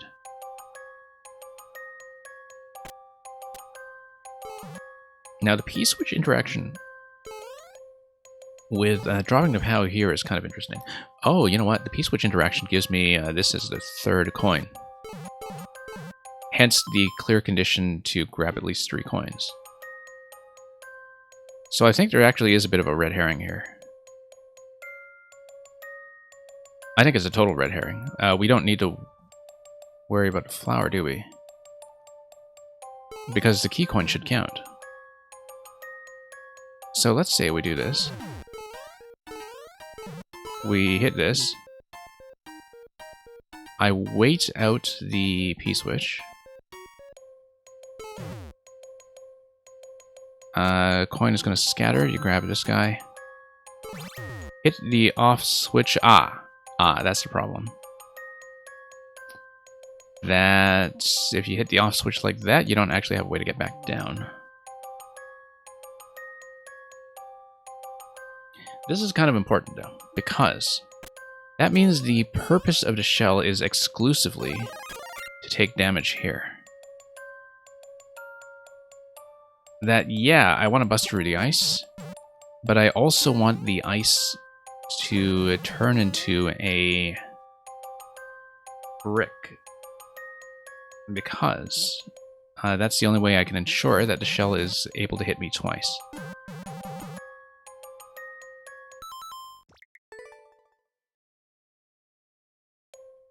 So, let's see if we can do that. So yeah, the purpose of the shell then, yeah, so we're not going to collect this coin. This coin is going to become a brick. We're going to collect this coin. And yeah, Sunaviz, a lot of Grokowski's puzzles are like this, where they have this very aesthetically pleasing layout to them, which also turns out to be extremely functional. And they also have that kind of feeling of getting closer and closer to the solution, which I think is very important when it comes to a puzzle, that you have a bit of feedback there to tell you that you're on the right track, by making you feel like you're just one step off. Anyway, as I was saying, we do need the shell deflection on that side. Then the next thing we need is we want to activate the P-switch such that I can take damage twice on the bottom. No, we need to do this first, because that will allow me to grab the coin on my way out. So the idea is that we collect the coin from the brick under the POW, then we make sure we get onto the fire flower. Not yet, not yet. We need the fire flower now.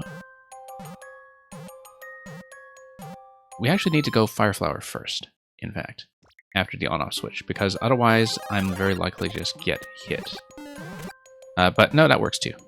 We can do it. That's actually fine, in fact, because then... Oh, except the issue is now that I'll only get hit once. I did need the shell to be going back and forth.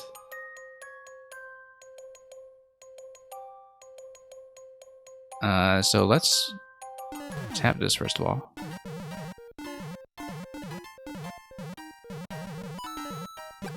This is also a problem. But...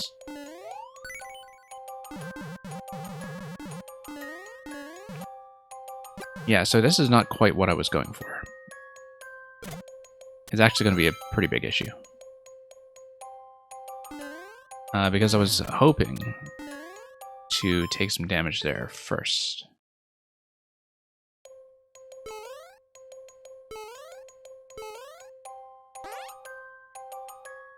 Yeah, it's kind of nice too that Grukowski cranks out so many of these puzzles, such that we're not really in danger of running out too soon, I think. Speaking of which, if anybody does regularly watch, I know most of you came in with Zero Planes, who kind of runs at the same time, but if you do want some puzzling on the side, Grukowski actually streams before me on this day, and is often either making puzzles or doing them, and has often been working on some of the tougher and longer escape rooms in the game, and also some other delights from time to time.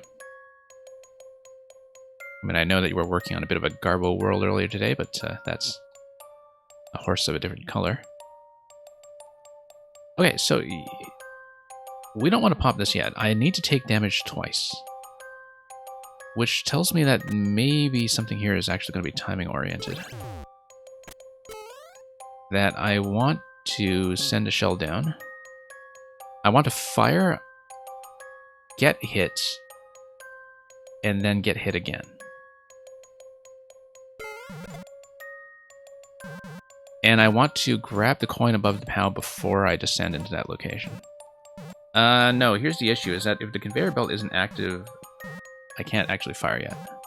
But no, what I can do is I can fire once, take damage. No, that's not going to work.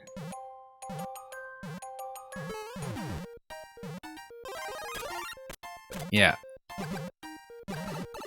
That's actually going to be a pretty big issue, that you do need to break the ice before the P-switch is active. But then I think you need the P-switch to be active after that. So, for instance, you go down here. You hit this. We're going to be hit with another host from Mooga. Thank you, Mooga, for the host.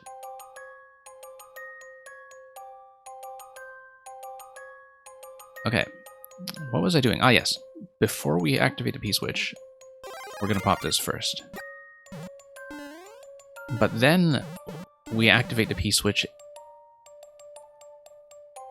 and then get hit by the shell twice. Actually, why don't I just get hit by the shell generally now? I mean, I don't... whoops, not like that, obviously. Like, if I just tap the shell from the side, get hit once, and then with the P-switch active, it'll give me the second deflection to be hit again. So, for example, we come down here. No, not yet. Is this salvageable? I don't think it is because of a one-tile gap down here, so let's go on-off switch first.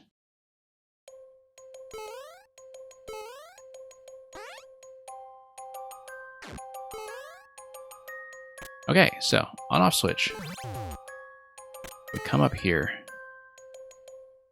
and then we hit the P-switch. No, we don't hit the P-switch. We go for the flower.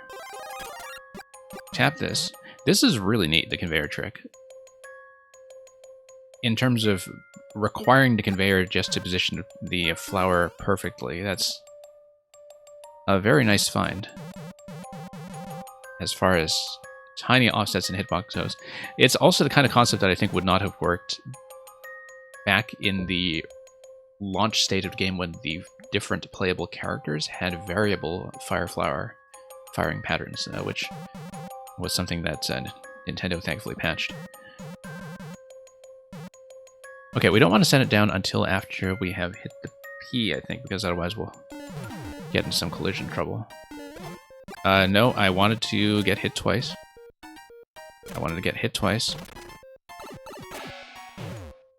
Yeah, disaster. However, if I hit the POW while the P-switch is active, I don't need to worry about this coin imminently, because it'll just stay down.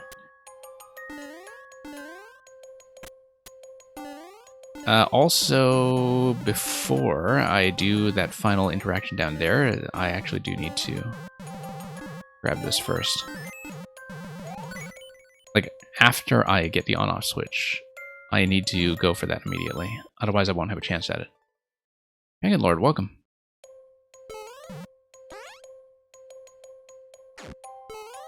Okay, so here we are again. Let's tap this. Let's not mess with the shell just yet. Or, I guess we must, in fact, because otherwise I won't have time to head up. Yeah, I was hoping to tap the shell in a way that would instantly deflect back against me. Because if you do the P-switch interaction like that... There we go. Much better.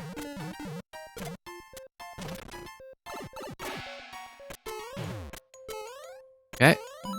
That should do it. Once we grab the top coin first. Yeah, I believe I have everything we need, so... whoops. And that's it.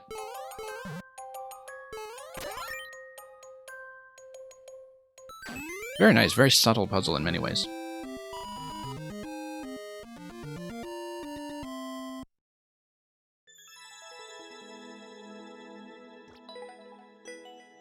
Yep, just a sequence of very minor adjustments.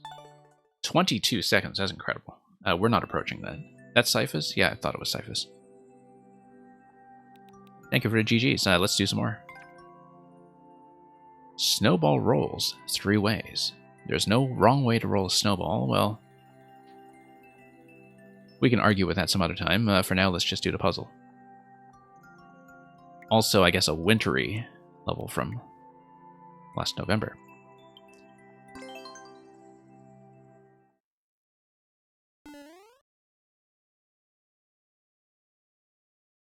Reach the goal after grabbing all 1 coin. Yeah, we'll do that. Okay, so there's one and only 1 coin. It's going to be the key coin over here. It looks like it is going to be inaccessible to me. We will need some other object, like, for example, a bomb throw with the Master Sword. Possibly we need to think about how the Master Sword could be used to reposition the spring. Or to take damage, or...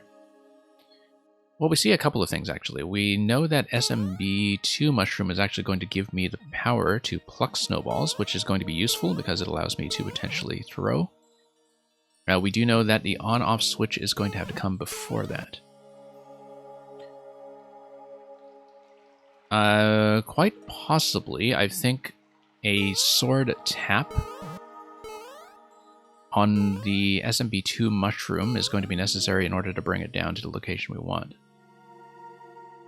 Which means that if we loop around over to the SMB2 Mushroom holding the Master Sword...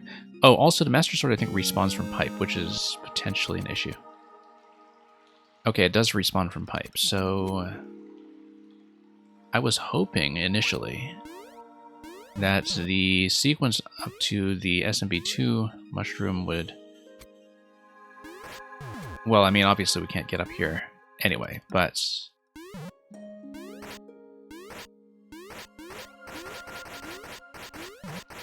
Yeah, I was actually hoping the SMB2 Mushroom would be something that you would yield to coming around up top.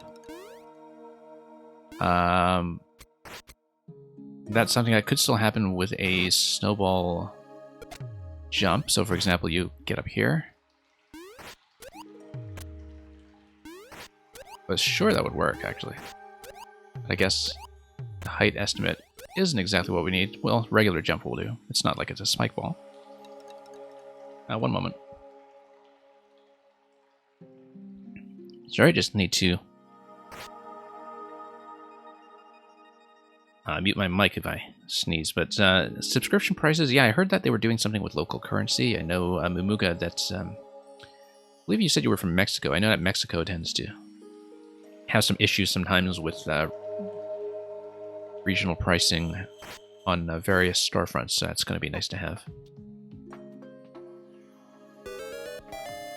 I think I needed to run through to the Master Sword first.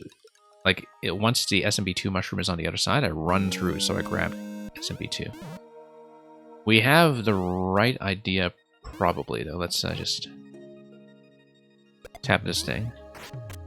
Also, notice the clouds here. That would potentially allow me to break my way down. I don't know why I would want to do that, but maybe there's a good reason to do that. Come on. We know this can be done. We know it can be done. There we go. Okay, so we'll chase it over here. There we go. And now we know that... first of all, I think it should be possible to...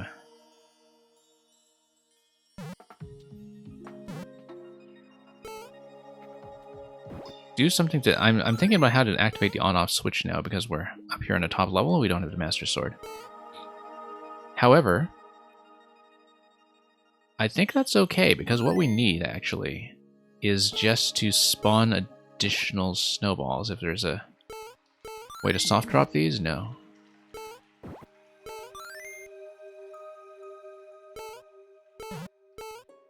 Okay. Or if there's a way to trap the SMB2 mushroom. For example, with another series of sword taps or something. Oh, I see the one-way panel over here is actually going to be a bit of a constraint when it comes to that. That's... it would be something like a bomb, actually.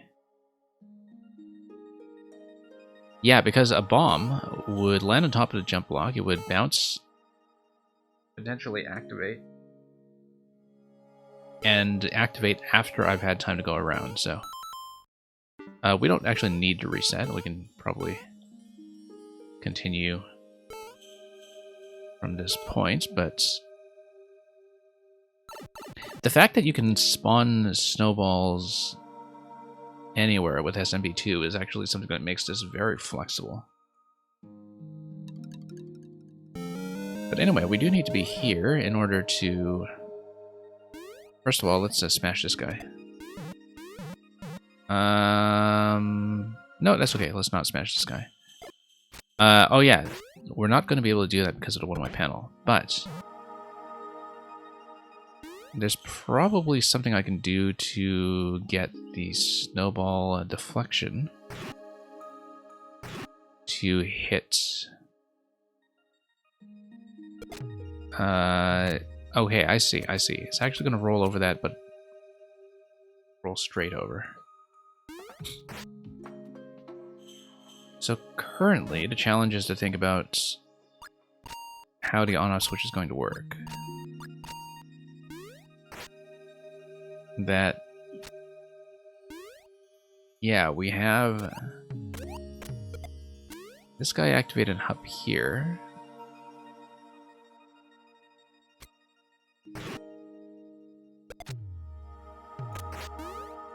But I don't actually have a technique for the on-off switch yet, then.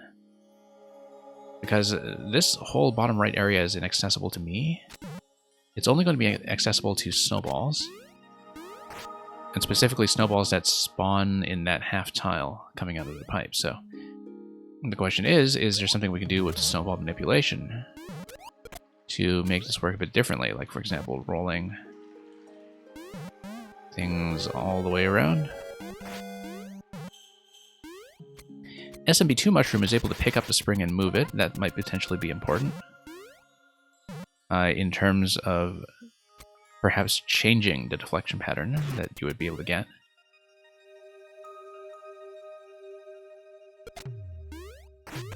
So, for example, I like the reuse of that. Yeah, we're probably going to hit timeout in this attempt, but might as well play around with this.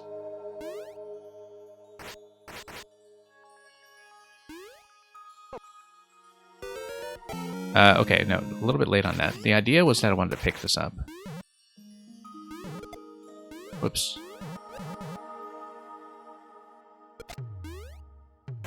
And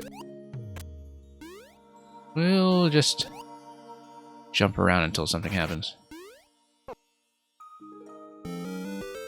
Okay, we got it. Then I reposition. Suppose I reposition like this. Oh, whoops. That's not what I wanted. Well, now we know.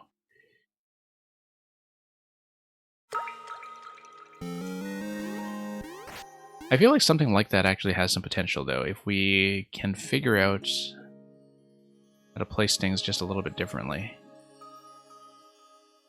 Yeah, currently the obstacle is the on-off switch, and the fact that it seems completely unreachable except using these snowballs somehow, which is a bit of an issue because of the way the flagpole tile, in fact, is obstructing the jump block, which is an interaction that I don't think I necessarily knew about in terms of how priority it would work there. What do we have that we can work with otherwise? We have the shield, we have... That's the shield, yeah. The shield gives you a bit of a different speed. That's how to do it. Okay. That's not going to do it, I didn't think so. But what we can do is have the SMB2 mushroom set up a snowball, perhaps. Except the SMB2 mushroom, when it plucks a snowball... yeah, we don't need that, actually. We need to probably drop one of these here. SMB2 mushroom would then pick one of these up and set it down, except... Once again, we have a bit of an issue here in that...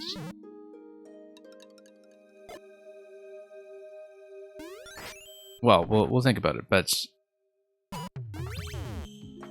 It really does look as though I don't have that much time to work with. Unless we place the mushroom somewhere where it will be trapped, which, you know, we could potentially trap a mushroom over here, for instance, as long as we're careful. And then we jump into this location, grab a mushroom, pluck a snowball, throw. On the second pass, we could even escort a mushroom up to the claw, in fact. Except, yeah, because once we do that, we just grab to clear on the flagpole.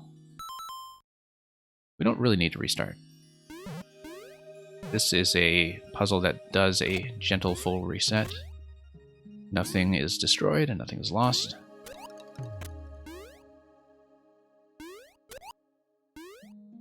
So we'll just come over here.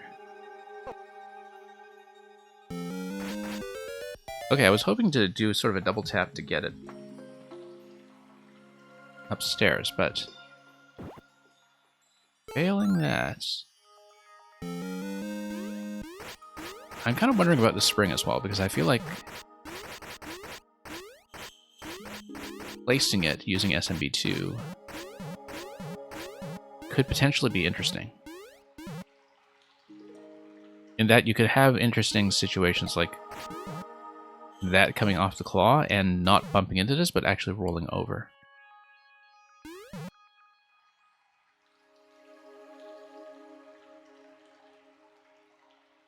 then... Yeah, the idea, though, is that I need some way to get down here. Tap this as Link. Sorry. Tap it with a shield as Link. And Mamuga, you get it. But while in the off state, I need to then reobtain the SMB2 mushroom. So the question is, how do I do that? Well, one of the ways I can do that is by maybe doing a full cycle with the SMB2 mushroom so I can move the spring. And I move the spring in such a way that it will just create a mushroom trap somehow.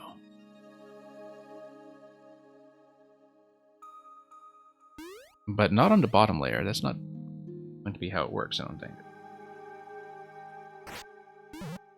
But basically, I need it to make the mushroom obtainable from this position that we have currently with the on-off in its current state, and while I am Link, like the mushroom has to be accessible somewhere in this space, likely in this space.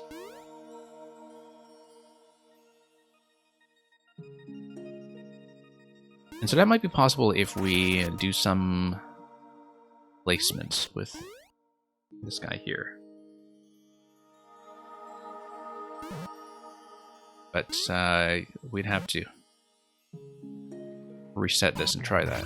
So let's get back into position here. Whoops.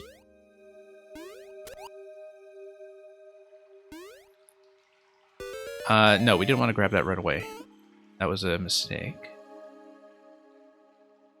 Just got momentarily confused. Yeah, because we need to survive with SMB2 in order to move this. We move this, and then we might not even need SMB2, actually, because if SMB2 moves this into this position here, then a full kick of the snowball will actually coast all the way across and hit the coin. So I think that's actually how it's really going to work. That SMB2 is only going to be useful for one thing, which is moving the spring down here. That's literally all we need it for, as long as we don't block our way around, because we'll need to come through for one additional pass with the Master Sword. But it only needs to block one tile. As long as it doesn't land in the middle, we're okay. So, for example, if we just have a, you know, throw that falls against a wall.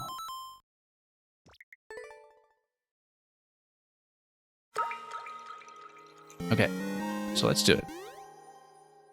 Tap this. Get up here, whoops. And then tap the mushroom such that we can trail it down. Move this guy here. There we go. And then we'll jump back up here with the Master Sword when we loop around the next time. And I believe that is actually going to be the solution. It doesn't matter if it's in the middle, it's not solid. Yeah, that's true, because you can jump up and... We know that from like every single Mang level. Whereas a platforming element. We even know it from Grokowski's 3D World platforming level, in fact. Okay, do we need this guy for anything else? No, I don't think so. We just take the sword here. Jump up. Let's kill this, first of all, so we can do the shield bump over here. Then we do this. Now, how did I drop this? Ah, yeah, okay. Like that. And then we roll it. And it should go. That's the clear.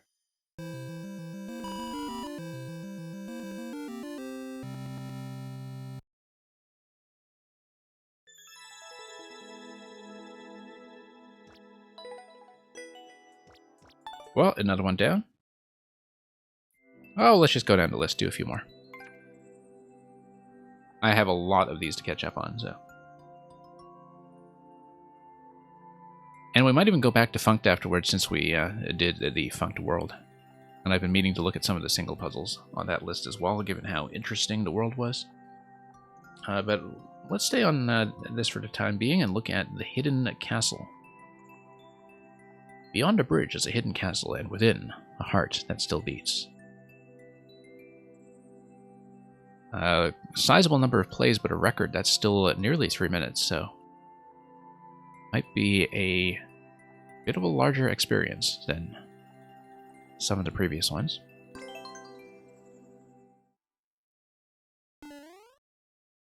Momuga, you're saying it's a red coin for it to not be a soft lock. In a previous puzzle, I'm trying to think about why that would be.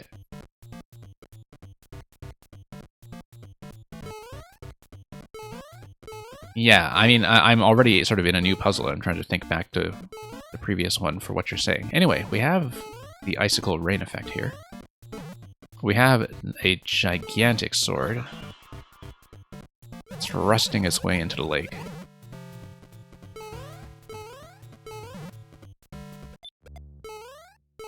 We have a bomb column that's probably just going to ignite itself. Yeah, there we go. Oh, okay, that's interesting. Master Sword can just bomb this location, and oh, you know what? You can also crush this, and then bomb this location. However, let's go back and see if we can do anything else with a Master Sword. Well, I mean, you can destroy the sword, not that we're coming back. I don't know if we're coming back, but you never know. So, might as well just blow up the hilt.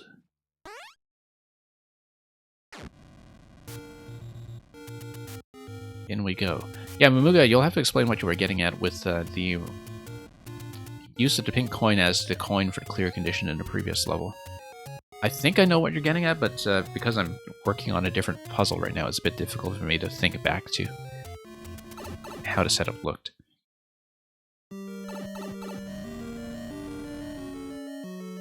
Yes, that's a good point. That if I tried exactly what I was doing, which was throwing a bomb at it, you wouldn't want the bomb to do the usual explosive interaction with coin. Yep, that's exactly right. Anyway, the POW here is going to block this off.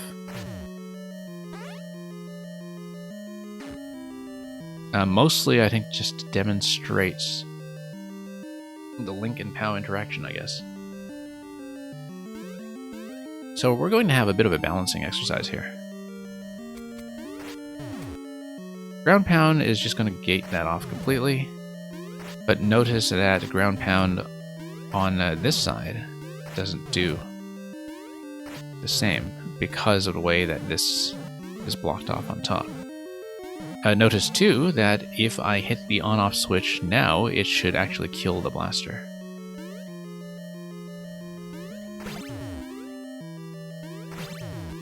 Same goes for the other side that we can do it. Looks like one of the things we can do, actually, is probably way down one of these sides with the on-off switch. That will let me through, and then that will allow me to do the same thing here to blow up the gate. I guess we'll never know what the blasters actually spawn.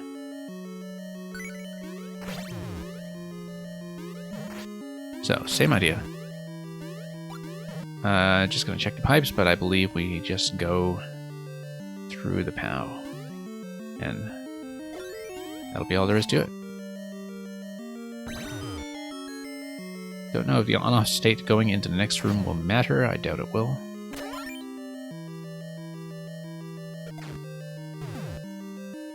So yeah, we're going to start with on. That's just a matter of the conveyor belt placement, in fact. Notice that if Link gets on top of the stump, then the platform stays alive. In order to drop the stump onto the lower level, though, we just stand on the platform. On the flimsy lift. Notice, too... Oh, I don't know if the POW on the right side spawned from the pipe, or if it was placed in front of the pipe. Let's check that. Yeah, the pouch here used to gate the doors as well. And there to gate the pipe. Okay, yeah, the pouch just is placed directly. But you cannot go through while the P-switch is active, so...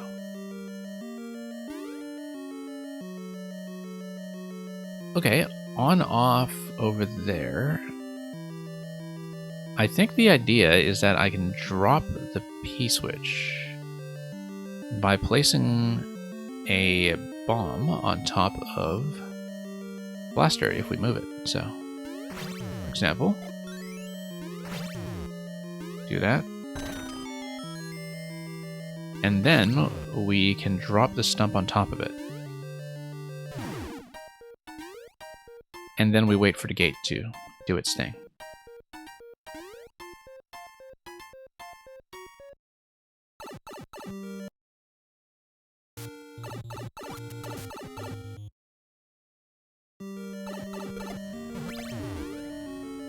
Okay. I feel like I've seen this in some other puzzle before. I don't know if it was in a Grotowski puzzle or in somebody else's. I'm actually probably thinking of the cloud and stump level that was by Saku, I think. But I've seen something similar. You can see that there's going to be a push interaction from the stump, which is kind of interesting.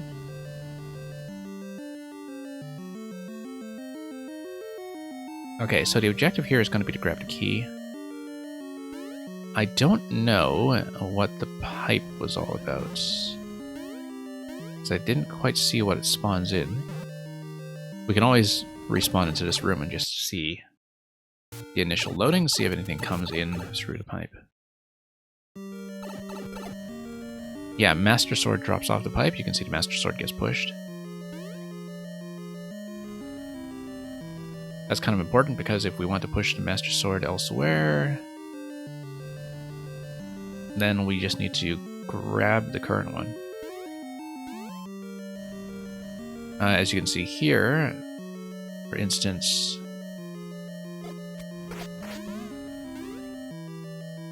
we need some kind of object. I was thinking probably a bomb to be tossed up top. Probably by raising the spring, actually, on top of the stumps. Watch this. You should be able to do it. There we go. Then we drop it onto this platform here and move it all the way over. And then we drop a bomb on top of it.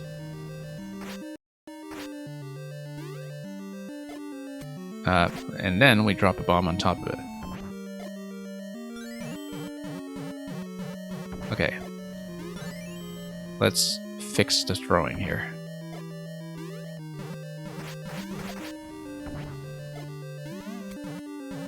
Okay, positionally this could have worked out a little better.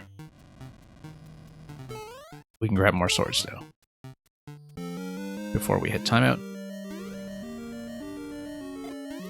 We're past checkpoint, of course. Let's try to do the drop a little more accurately. There we go.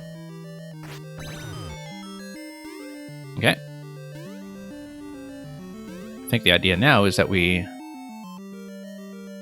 might be able to unload this back to the left side, or not.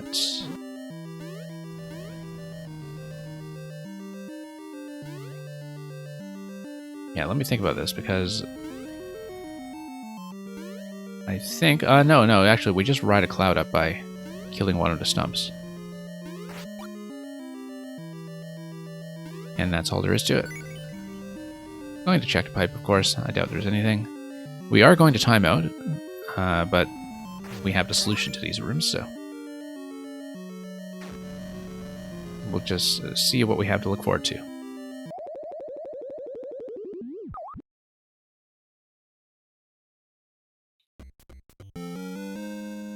Okay.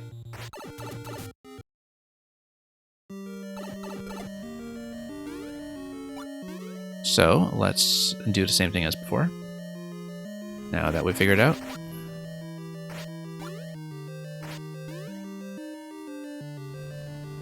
Same idea, with that little sword bounce to act as a little bonus. I don't like this placement. I feel like not liking this placement sort of doesn't quite require me to reset, thankfully. Okay, let's try to ride this accurately. And drop in.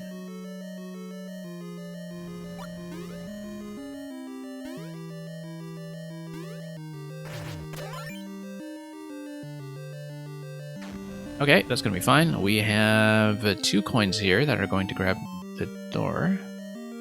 I don't know what any of this spawns. I don't know what's going to go on here with the switches, so... Vine, okay, so that's going to respawn upon destruction, which is okay. I mean, it does take me through, in fact. Very important that it respawns upon destruction, because it is just going to get me through completely. Off switch is something I can't tap right away because it's going to block me off. What I could potentially do is... Yeah, so notice the vine climbs here. It sort of implies that these blocks are also going to be vines that allow me to go upwards. For instance, if I bomb them both... no, not yet, not yet. Let's tap it first, then bomb it. There we go. Tap it first, and then bomb it.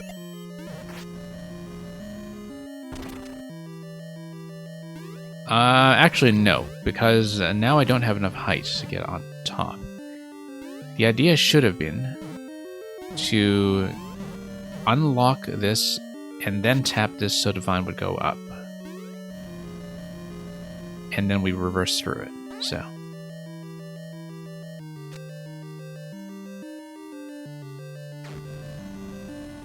Mooga, you totally missed the stump ground pound. Ah, well. It isn't too difficult to aim if you just know the cloud pattern. Anyway, let's tap this.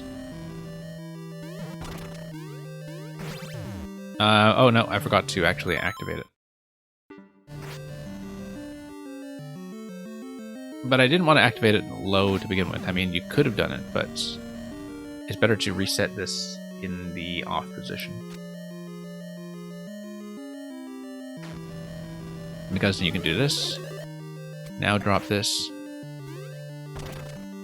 And then we basically have to go through here twice. We do have to do a bit of respawning. No, have to blow that up first.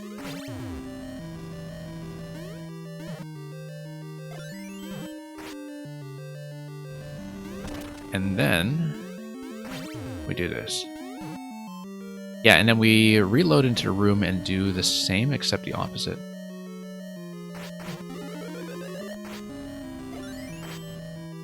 So we will need to go through this room twice.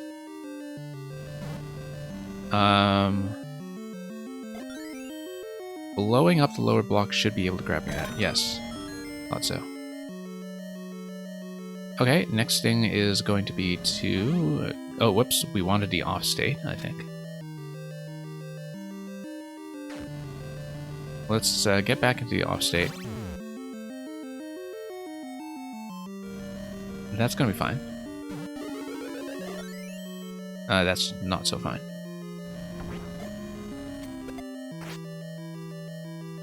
Okay, now we lower this one. Pretty much the same interaction as before, just mirror image. And up we go.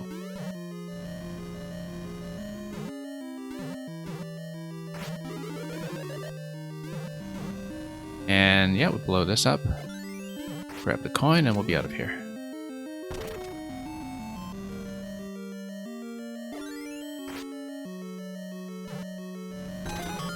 Okay. Luckily in Maker 2, doors take priorities over the vines.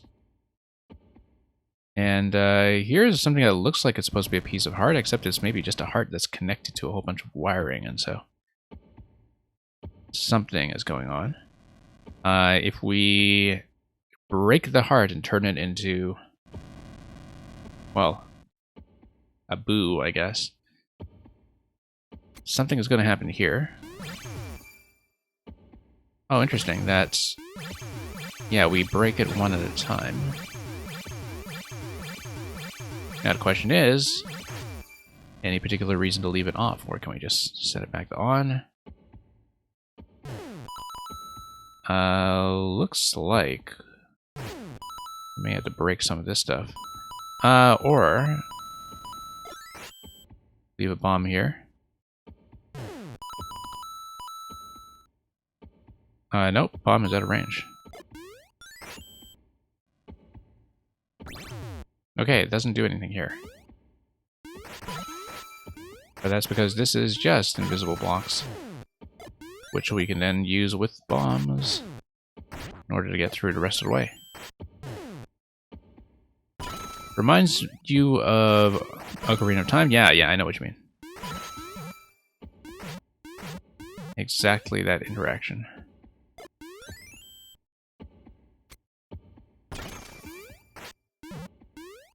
And there's going to be a bit of symmetry here, which is great,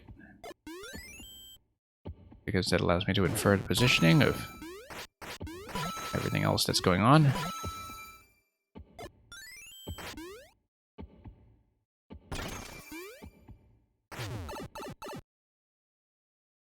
And we are through. Oh, key. That looks interesting. That looks like a secret.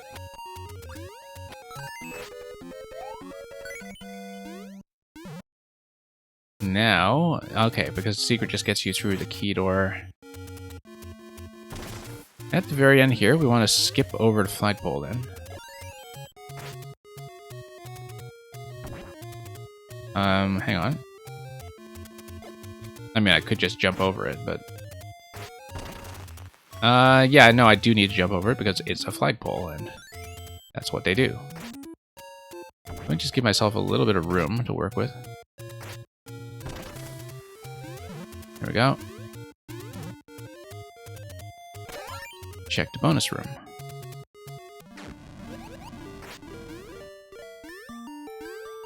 Okay. Triforce of 1-ups.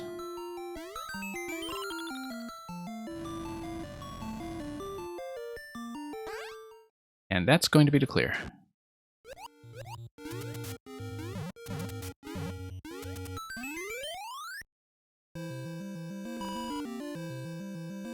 Okay. Yeah, very neat. Just a little bit of everything as Link. Kind of like a Link Mechanics variety pack there.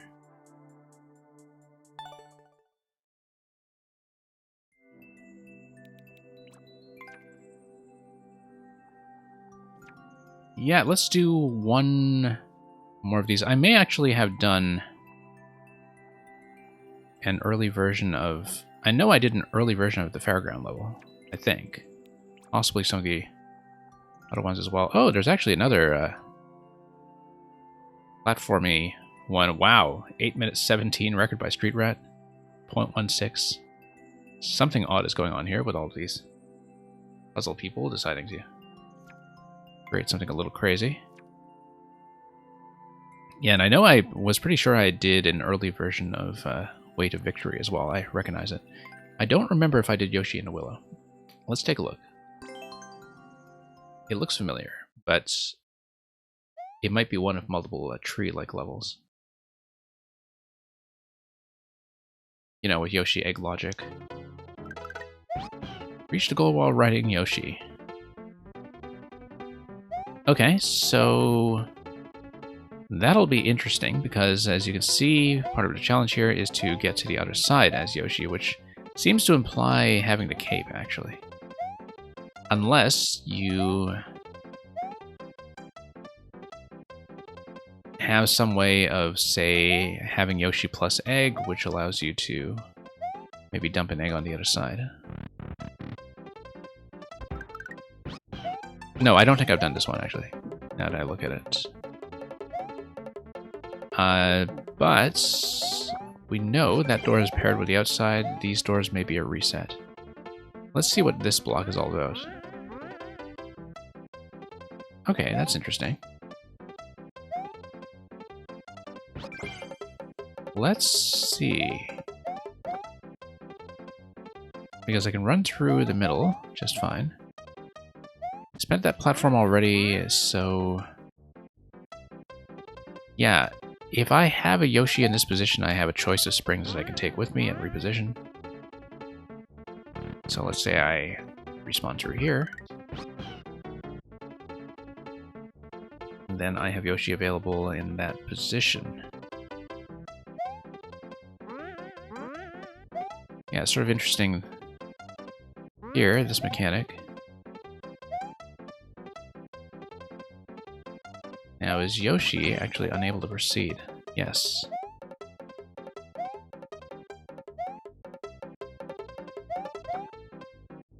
Okay. Well, let's see what we can do here, because the platform drop right now I don't see as doing very much for me. But I can take that. And that allows Yoshi, yeah. It's funny what tunnel vision you can develop for the most obvious things after a while. Anyway, this allows you to go through as Yoshi. Also, the way that you would get back to the initial door is by placing the other spring over in that location. Noticeably, what's going to happen here is that we can drop Yoshi in this position. And push... Okay, that wasn't quite what I wanted. But yeah, okay, jump block is going to get the push. Great.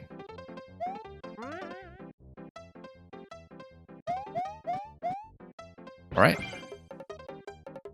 That's going to be fine. When I respawn through here, I'm going to have access to vertical spring again to get me back across. And the question, though, is how I'm going to get Yoshi up to the top position, which I think I'll be able to do, but let's go through here and see. Because I believe what's going to happen here is we can probably raise Yoshi up to the top.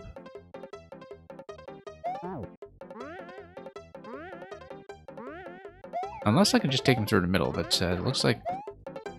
Yeah, I didn't think that would fit. And I'm correct that it doesn't.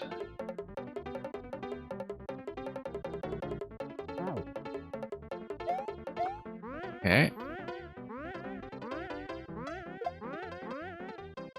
Okay, that works, except, no, we need Yoshi to be swallowing this if we want to do that.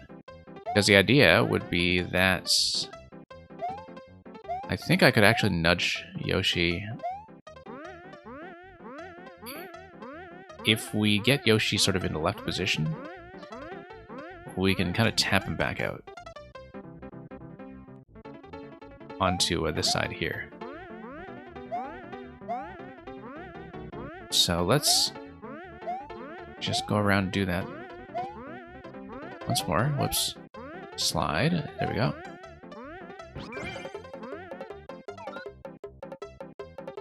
And yeah, just gonna drop in this position here.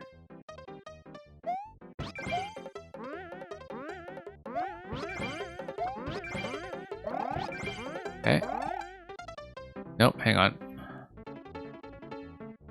Let's not hold down that run button quite so much.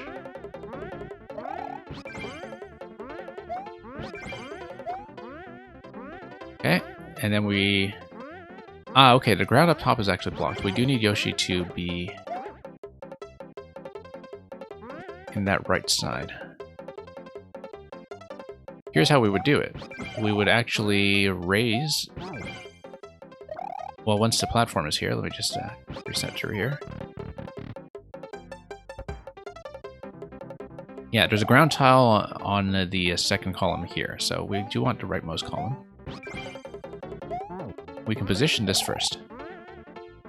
Whoops. we'll need to do it a little bit more accurately, but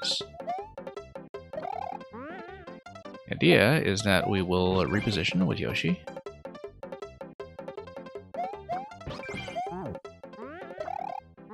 And do the same thing by raising the spring when it's up in midair like that. Then we pop Yoshi out of there. Then we grab Yoshi and we reacquire that spring. Like that.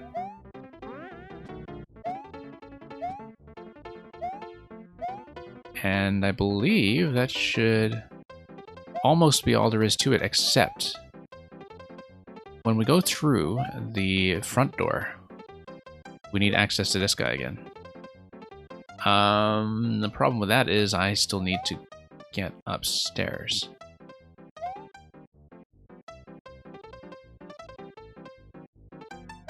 So that's a potential issue. Unless we go back and find some way to reacquire that. Because here, we now have a way to get here with Yoshi and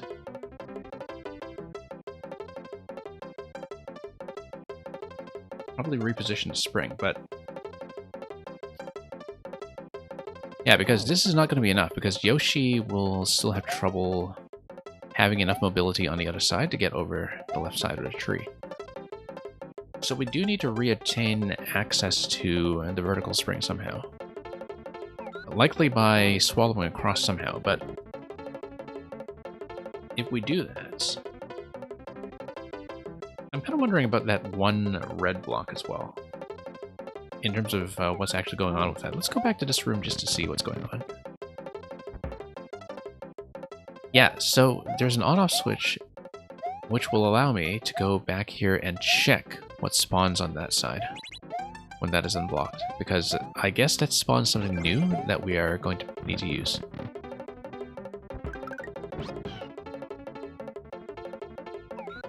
Okay, red Yoshi, interesting.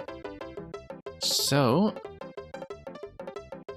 I mean, I think the idea is that you respawn through the doors and get Yoshi to capture a red Yoshi egg. But the problem is that we may have some issues with the placement of the whole on-off thing. So, actually no, because one of the Yoshis will be able to serve as a platform to jump off of the right side. So, I think I know how this works.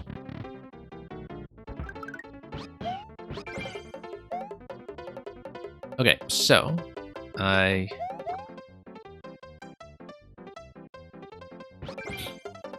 yeah, we get the spring over here first.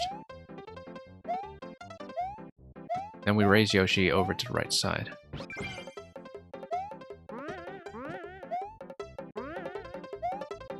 Okay. Then we bump. Not quite.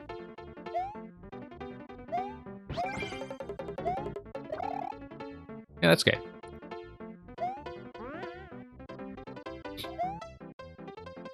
Okay, so now we have Yoshi over there. We respawn both of those anyway. We don't actually need to swallow that. But for simplicity, we'll just do the same kind of thing.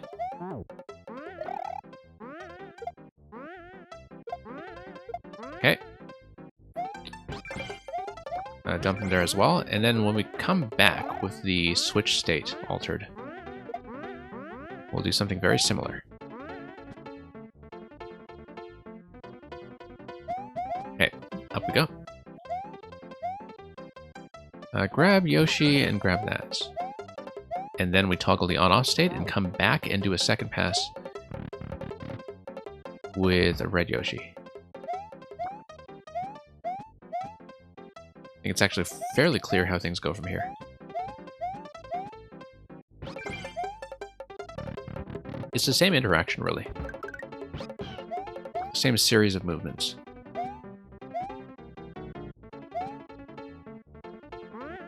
Except now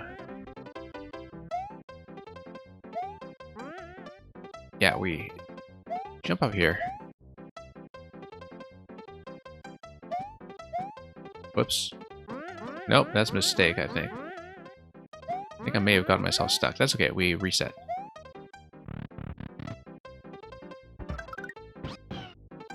And that'll be fine.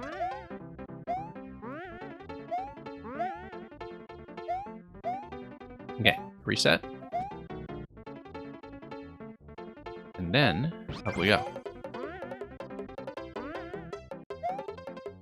Same deal, we need Green Yoshi because Green Yoshi's going to go through the reset door and then swallow the Red Yoshi egg, so we can reposition Red Yoshi. Okay. No, we can lower the platform, it's okay. Because as long as we give Yoshi a push, we'll go down.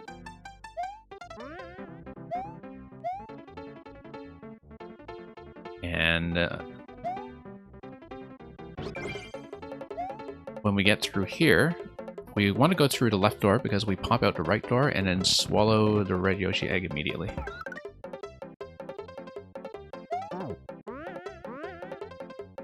And the idea is to get Yoshi up into this position, because then we can come back and probably take the spring. Yeah, I think that's going to be the right idea. That first of all, we...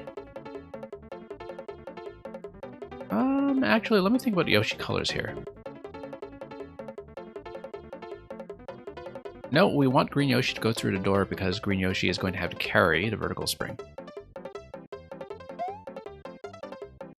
So let's just pop this. Yeah, we're on the right track. Then pop this. Whoops. Whoops.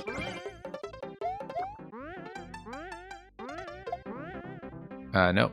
Let's execute this a little better.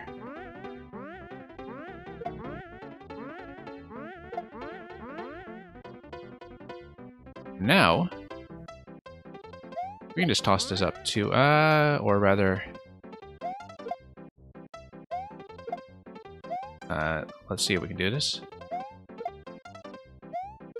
Trying to, you know what? No, we don't need to do any of that. Yoshi can just swallow it from the other side.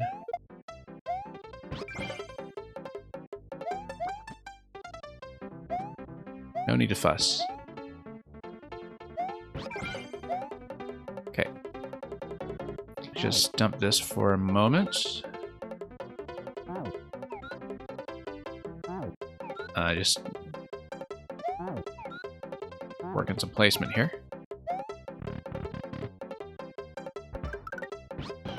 And not spit this off screen. That would be a disaster waiting to happen.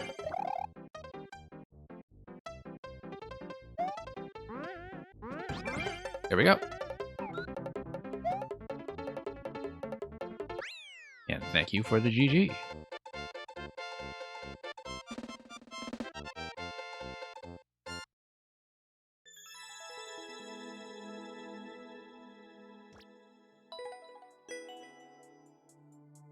Okay, that was quite a big catch-up of Krakowski. Let's switch codes again back to maybe do some of Funk's list once again. Do some of the singles.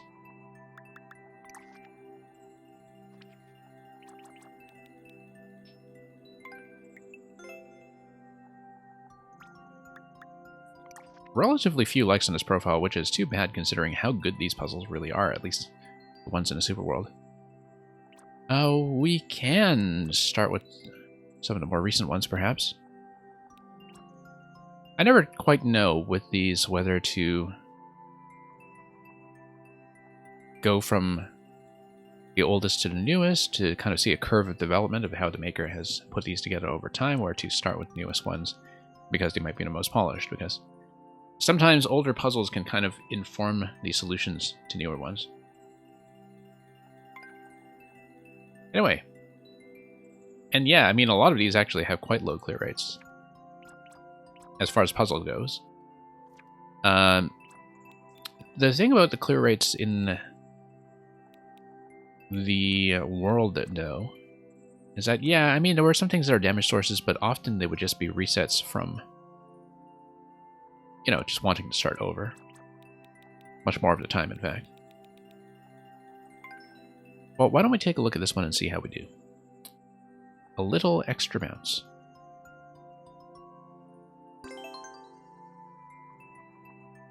Short and sweet, apparently, but even Syphus took 1.5 minutes.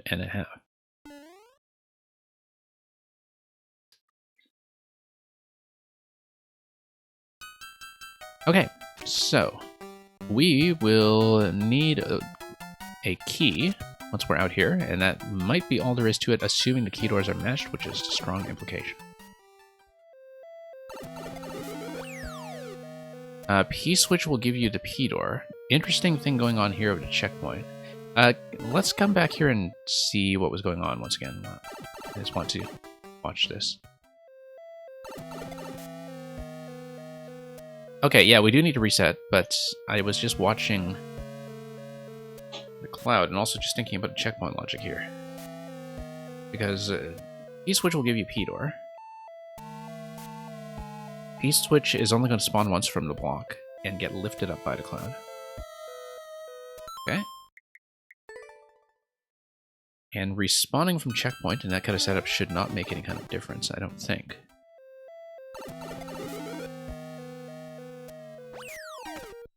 Okay. Now, we come in here with the P-switch active, as we must. And I'm watching how all of the conveyor belts were frozen. Because one of the things we'll be looking out for is whether we need to interact with anything under time pressure while the P-switch is still inactive. So, for example, you know, access to the shellmets or anything like that. Interesting curve around the thwomp up to the left side. Also, yeah, I see this boo mechanism over here. The boo doesn't appear to be doing anything yet except just overlapping in order to create this stack. How is potentially important, but we don't know how.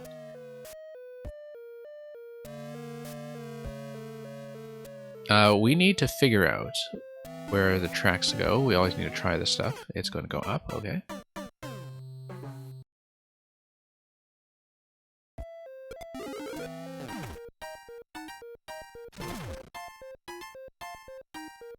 Okay, key is up top. The key is going to be the goal.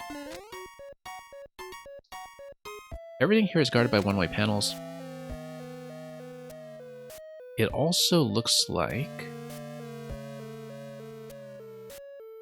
if we have a power-up and the ability to take damage and to drop from this side, that we should follow the progress of the skull platform. Because it looks like it's going to go up. It's going to go up to this curved track here, drop off, and I don't know exactly what its travel path is going to be, but I think it's something important that we need to know. So let's get in here while the P-switch is active. No, I think if the spiny shell's already in this position, it's not really going to move. Okay. Interesting, this position over here. In that the POW would give you access to that, but then, you know, you don't want to kill all the shells of the POW.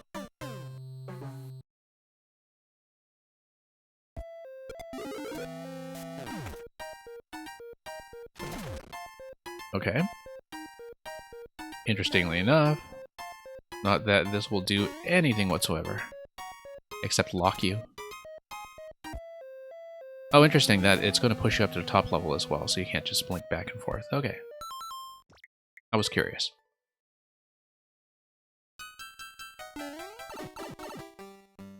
Sometimes you just need to mess around to solve these things.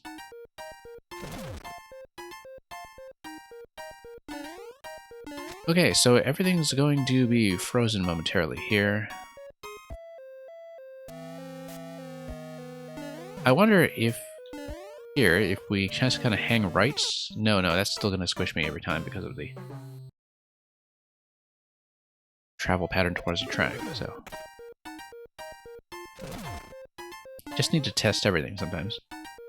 Yeah, notice the way the thwomp is initially raised. The thwomp is going to be a side thwomp. As a side thwomp, it's not going to hit anything currently.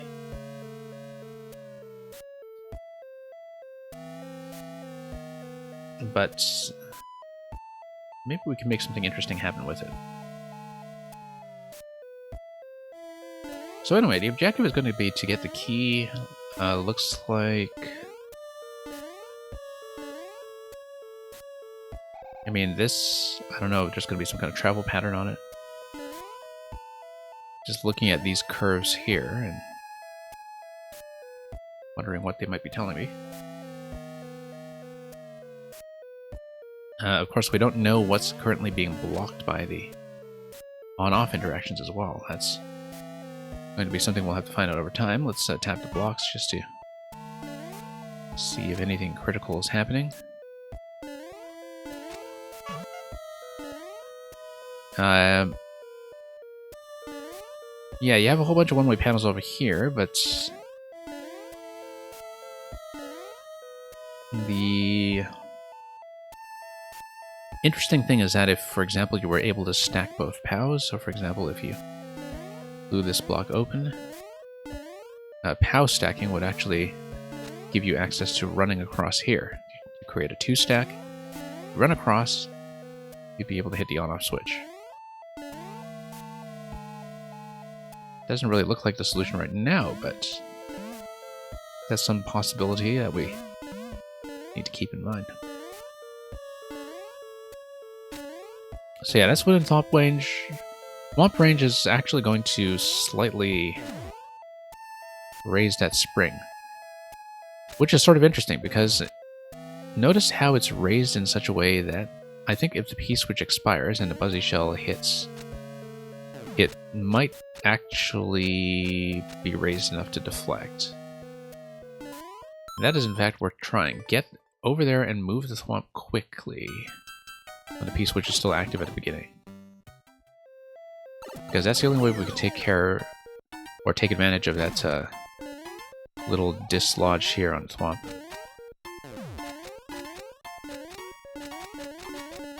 Before the Buzzy Shell comes left. Okay, we didn't manage to demonstrate that.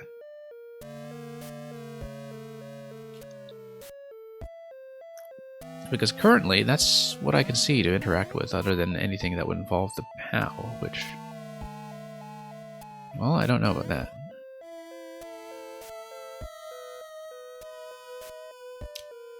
The POW would technically give you access to the P-switch.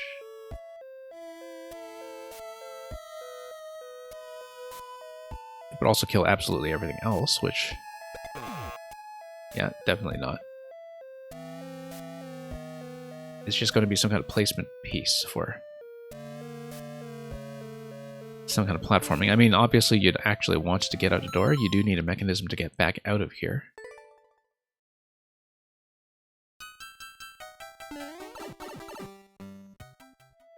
Name of the puzzle is a little extra bounce. One thing that does fit that description is the thwomp bounce on this spring here. But you can see that it's not actually going to make contact with a shell. Thwomp stayed alive after POW? Yeah, that's because there's a side thwomp that's not actually sitting on this location.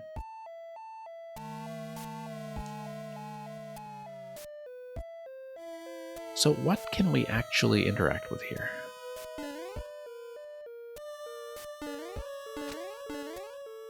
That's a very important question right now.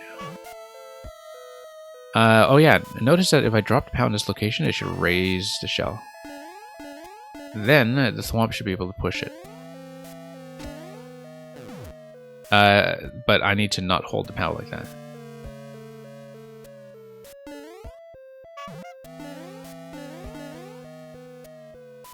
It's one of the few interactions I can even do right now, so... there we go. That allows me to break this over here. I should grab the POW first, actually.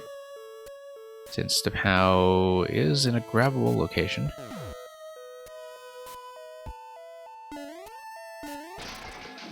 That gives me 2 POWs. 2 POWs gives me the interaction I talked about earlier, which is the double stack here.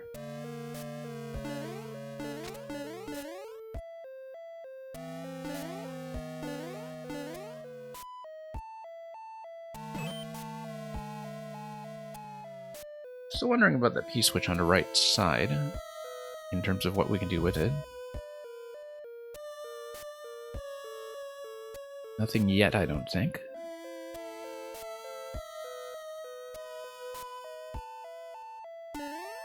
Also notice that because I'm able to take damage, that's... Oh, okay, so the Boo has been released. So I think the Boo was actually probably bound to something that was killed by the activation of the on-off. This is kind of important because the Boo can reposition tons of stuff now.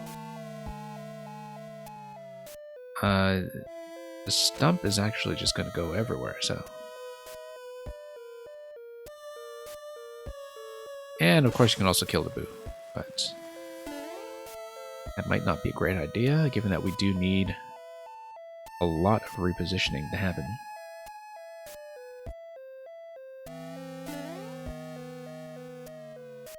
So, as far as repositioning goes, I mean, technically you can try to, you know, do a bit of a finicky little Boo ride that takes you up to these spikes and through the middle. I mean, you would almost certainly take damage along the way, though. But then that would allow you to drop back down. The issue is, of course, afterwards you do need... Ah, yeah, you still do need the P-switch to get through the door. That's okay, because we have 2 POWs. 1 POW can go here. Other POW kills the Muncher. And then you hit the P, you would need to take a point of damage, I think. You would also need to toggle the on-off switch again somehow.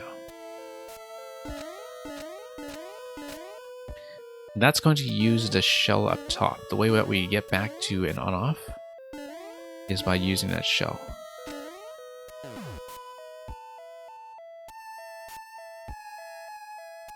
It does look like we need a particular interaction in order to make that happen. In terms of doing something to raise the spring just a tiny bit higher. Hence the title, about a little extra bounce. Other thing I haven't figured out how to use is the Wiggler. I don't know if the Wiggler is supposed to be maybe delivered on top of the Thwomp or something, if you find a way to walk it through. Now, by the way, since we can take damage, we can actually look at where this goes. Okay, that's kind of important. Because it tells me that dropping something on top of this location will take something all the way up. Not going to be me, because I can't get all the way from here all the way to the left side, but that may be something useful. Okay. Alright, let's tap our way in here. And yeah, we've got a sizable number of things figured out so far, I think. That raises that. No, we need to maintain the shell in a high position.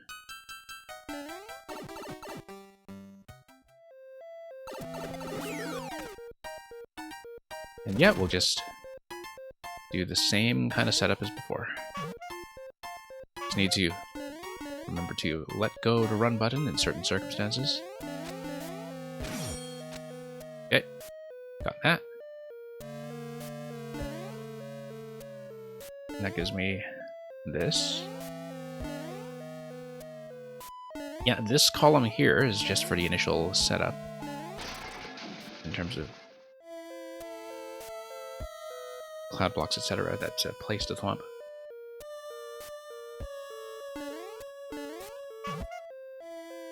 So, what we know about the on-off switch so far is that it releases the boo. We know that we'll need to toggle the switch again, and to do so, we'll need something to be pushed into this location in order to get that extra bump. Because we can raise that by just enough, and we're in decent shape.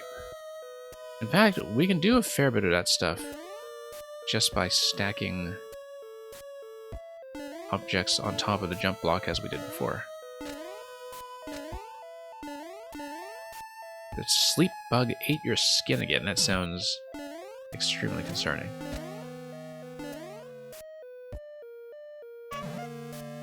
So for example, if we raise one of these here, if we raise the second one, Thwomp is going to hit POW and Thwomp will die. We probably don't want the Thwomp to die yet, because we need something to raise that.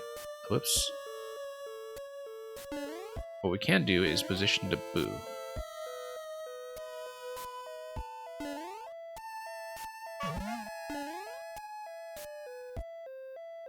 Okay, let's run around. There we go. So that's how we do the second on-off switch. Problem now is to figure out how to get the key even if we do have the Thwomp destroyed. That's the thing, is that the boo was stacking 2 objects. We basically lost one. Which is too bad, because I really could have used it. Because there just isn't enough time to activate the skull platform and yet ride it up top here. Oh, whoops. Unless there's another way to activate the skull that I'm not aware of, other than myself. I don't think so.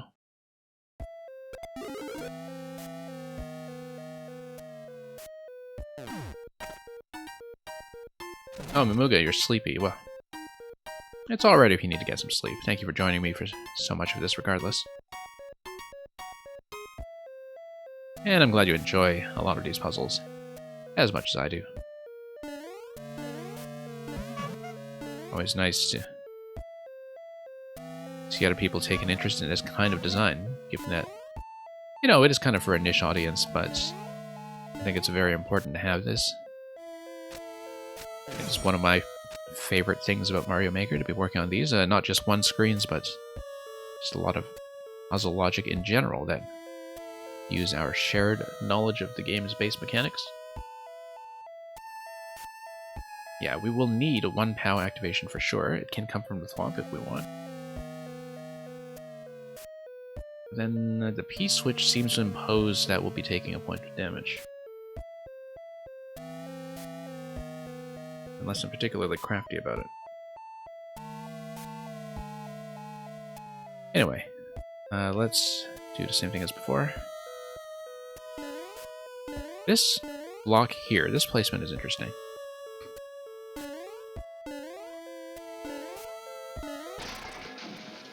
I don't know what this is all about, this block here. What kind of quality control it is, or whether something is being spawn blocked in that location, or something else. Anyway, let's do the double stack.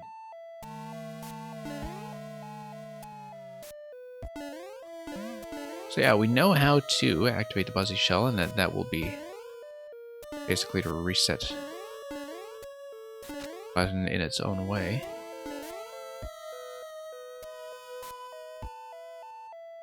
we release the Boo, and then we need to figure out where to drop everything in order to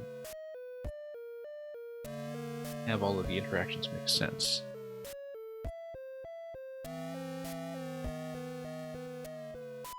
Yeah, we'll need to do it now.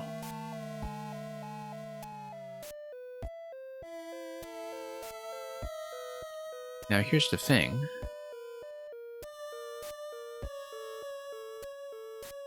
If I drop the spring on top of this location, that should actually project the Wiggler.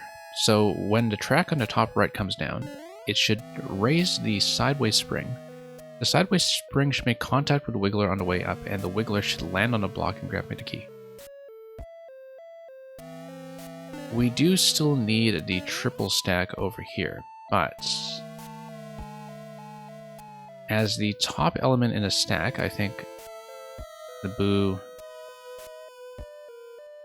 does in fact need to go there first. Whoops, no. No, but I want the sideways spring here. If I can. Because, let's see, when we, down here, yeah, we can follow the general trajectory. It's going to go just a little bit too high for what it is currently. But I think side spring making contact with a Wiggler is actually the thing we want to be going for.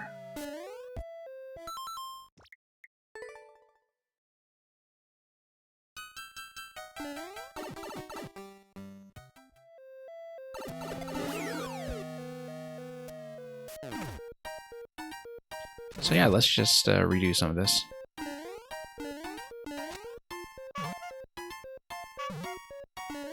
I'm just thinking about the unstacking order for the Boo. In terms of where we're going to stand to make sure everything happens the way we want.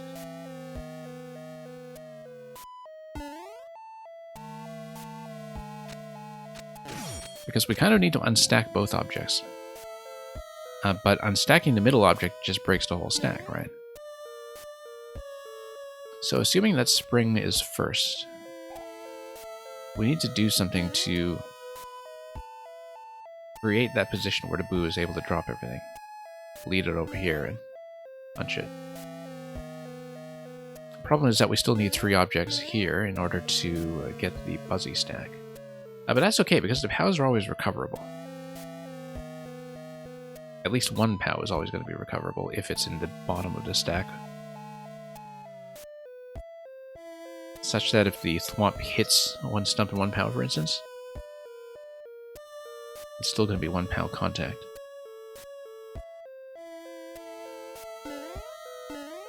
Okay. Let's do this.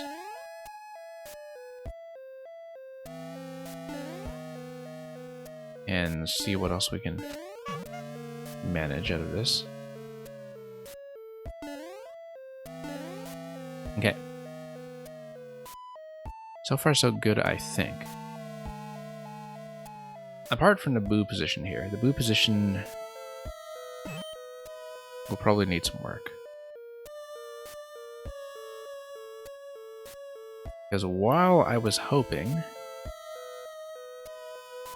that the stump could go in that central position on the jump block like it did previously, and probably still needs to, because we need a stack of 3 objects there. Sliding off the spring might be a good idea here.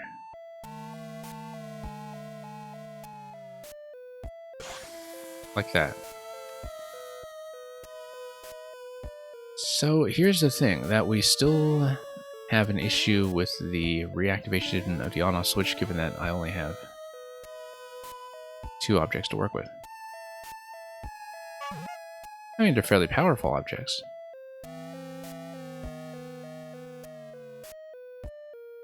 But we need a 3rd.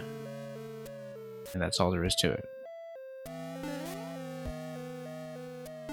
Maybe I should have unstacked the stump first somehow, but let's see if I'm correct in terms of obtaining the key, and whether this will actually do the trick that I needed to do. Also, if we do 2 POWs here... Nope, not enough to get me the on-off switch. Anyway, just gonna raise. Oh, interesting. It's gonna unstack everything and drop it over here, which is unfortunate. It's also going to not get the Wiggler quite there.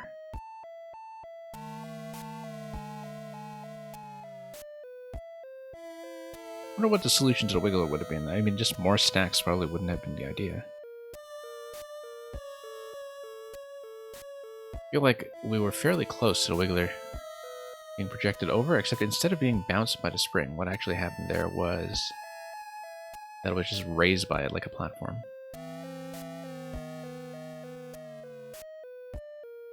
Okay.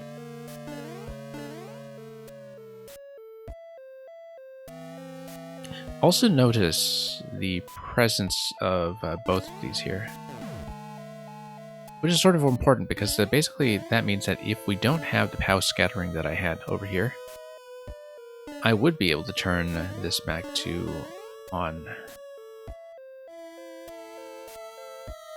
using the shell.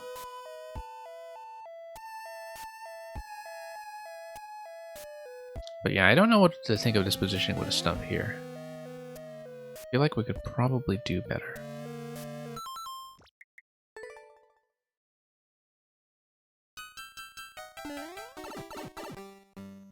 Okay.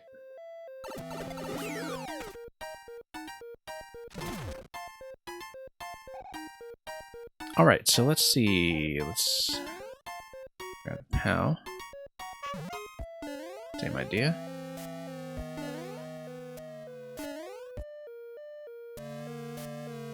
Yeah, we're a couple steps short of this, I think.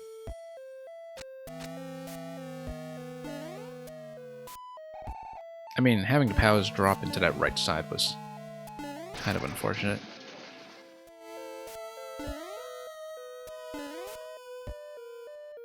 Okay, gonna be a double pickup over here. And we'll drop everything.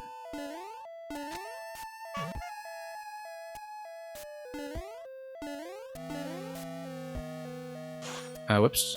Not quite.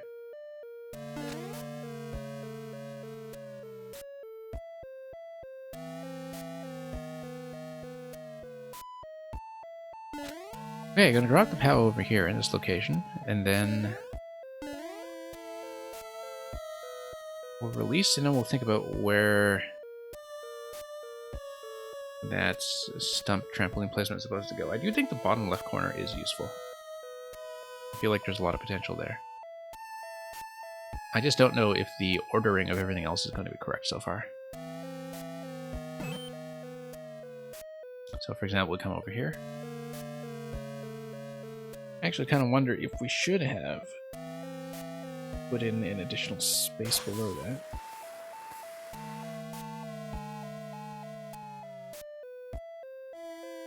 You know, just to change the behavior of the Wiggler very slightly.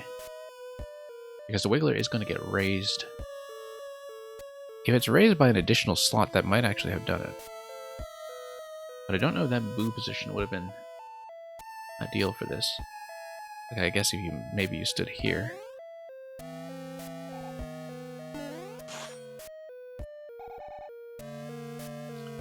Not that Disney is going to carry any of that stuff in the stack.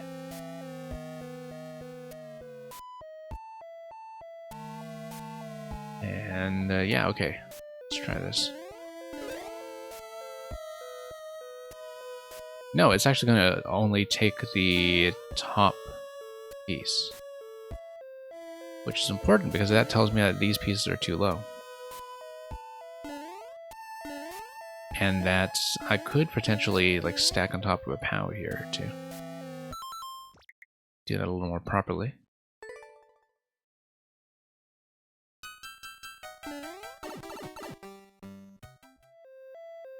Okay, here we go. And same deal, except this time I'm going to see if I can unload the boo one tile up. I think that may make a difference when it comes to our perceptions of what's happening globally. Okay, punch the POW.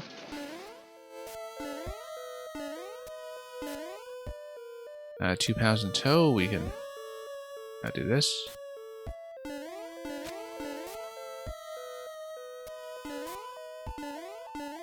And okay. Hit.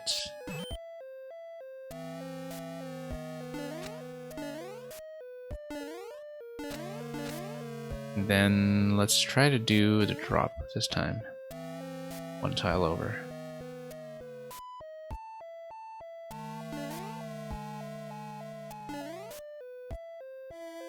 I feel like this was a mistake.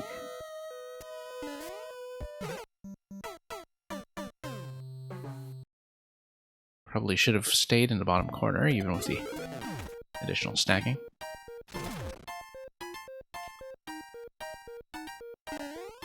It's okay, we'll just take a few attempts to clean it all up.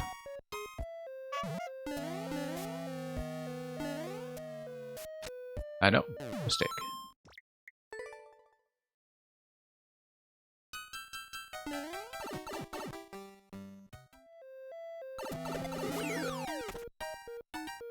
Okay, through we go. And... ah yeah, jump block.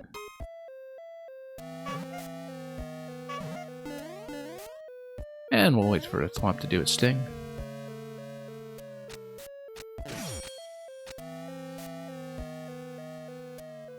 And... yeah, I'm gonna open up a territory here.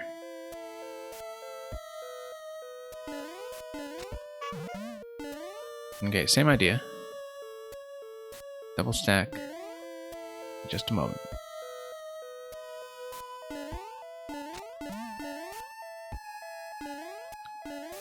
Okay, after we get the double stack, we get back to where we were.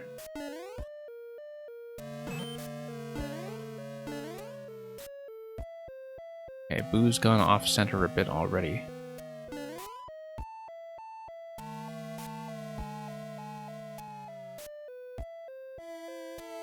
Nope, that's way off.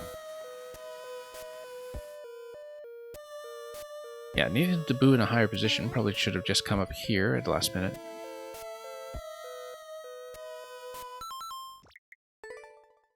So, a little bit of positional refinement that we need to do in order to get things working.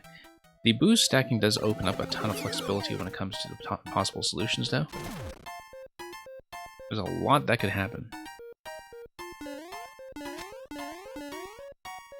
So we'll just see what to recover from all that. Alright, down here.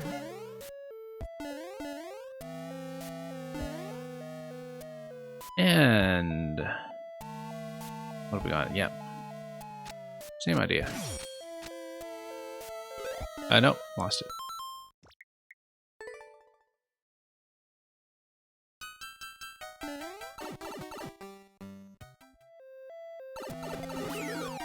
Okay, once again. Pack it in here.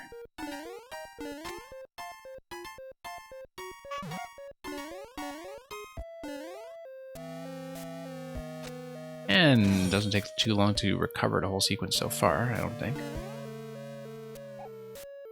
Drop this. And not get hit by the muncher. Which is rather important.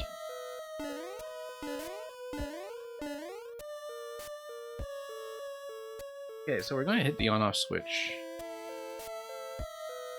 And then do some Boo positioning.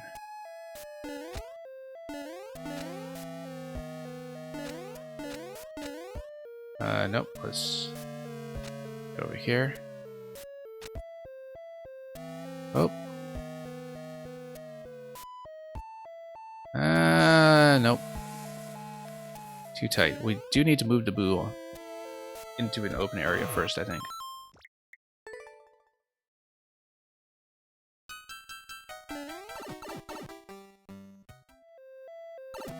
Yeah. Right, here we go.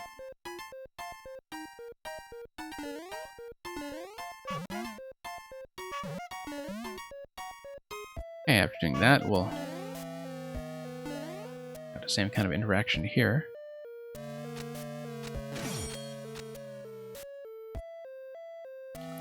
After that, we pop this up.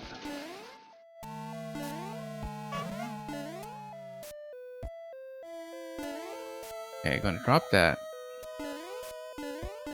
Same idea as before, we just need to figure out what's going on execution-wise with the Boo.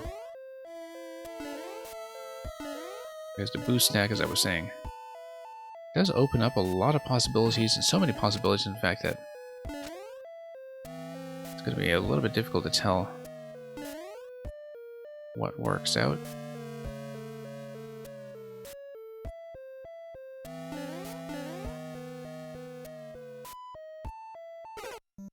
No, we don't want to get squished like that. We do want to wrap around and then hit the Boo, such that the Boo will drop everything gracefully there.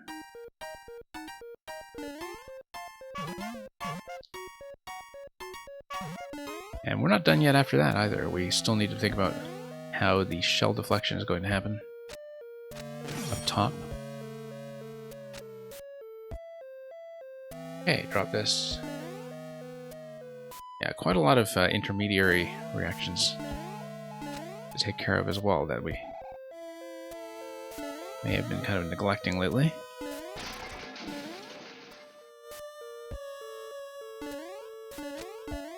That's okay, we'll try to drop this.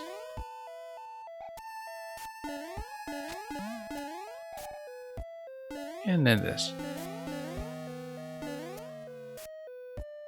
Okay, everything is so far so good.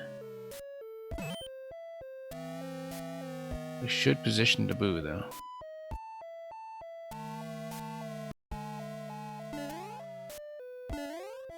Okay.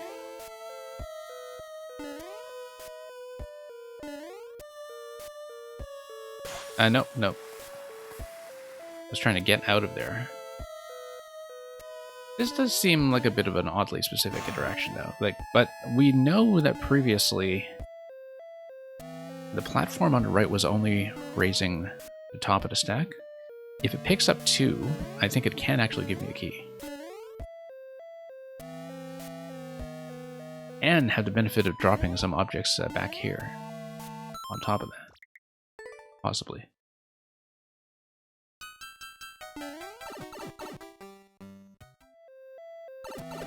Okay, let's try it again.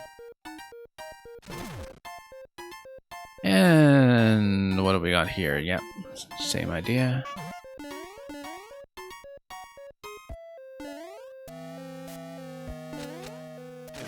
Okay.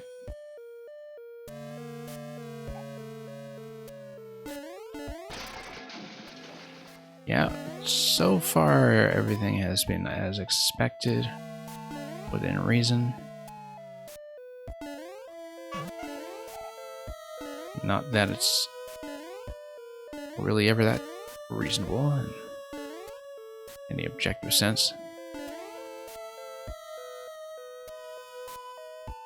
Okay, tap this.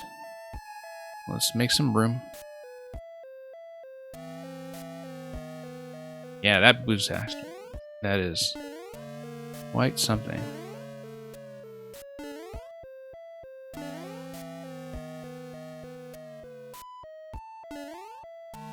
And it's going to trail me up very quickly here, too. And yeah, trying to get back down, a little bit difficult to get through that slot, so... I don't know how much of it is going to be Boo positioning. It feels a little bit inelegant, but... we'll see how we're doing. I know.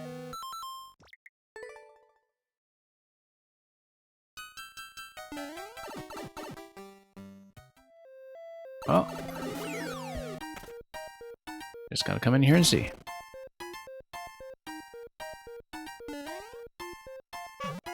Yeah, drop this.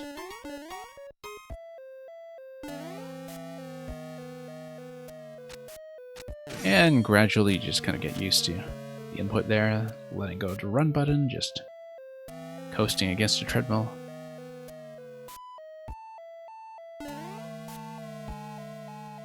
Okay. Yeah, we do need to get this boom movement sorted out. That seems to be the main obstacle right now, is just getting things to stack the way I want them to.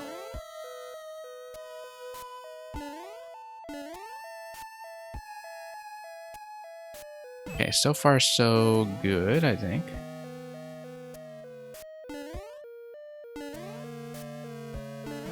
I mean, I should be making more use of the fact that I can just freeze the boo whenever I want. But when I get a little bit crunched in these positions... There we go, there we go. That's exactly what I want. No more use for the boo, I don't think, so... Now, eventually we'll need to get some kind of 3 object stack in the middle. I don't quite know how that's going to work yet.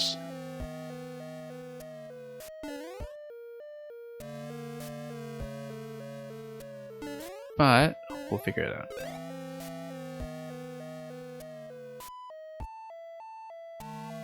Now, what happened to the Wiggler?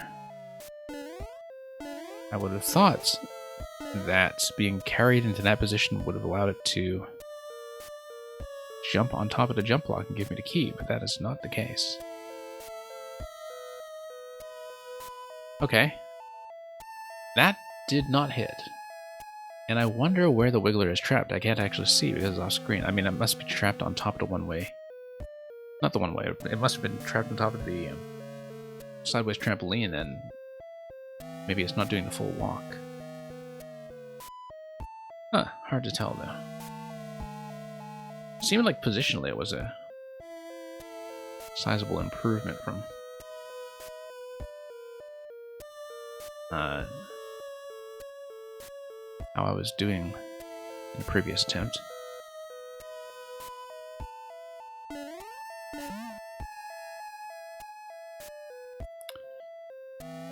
We'll see, because we have the stump in this location here. The stump actually did get properly dropped very conveniently here, which is great because, whoops, means we can do this, and then we can send the Thwomp over. And I wonder, oh whoops, no, Thwomp was supposed to hit. That's okay, we'll pretend it hit. And that kills the Wiggler. Okay, so we don't really want to do that unless we figure out how to get the Wiggler to walk across. I wonder if the sideways trampoline is going to be the right idea for the Wiggler, in fact, because I thought the whole point of the sideways trampoline was to bounce it. And it's clearly not bouncing. It's just lifting the Wiggler straight up from below. And that's with 2 objects for the first time. But with 1 object, I don't think that made a great deal of difference either. When it comes to the skull platform, raising a trampoline into position, which might be slightly out of position for all I know. Anyway, I don't have a way to hit this. This is confined behind a one-way panel anyhow.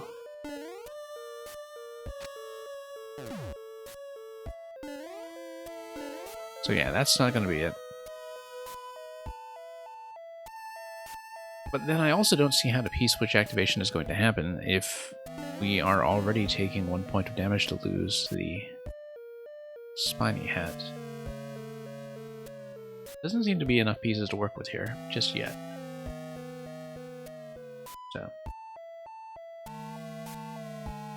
Now, I don't know if I can stay long enough to actually finish this puzzle. It is almost certainly going to be the last one I do today.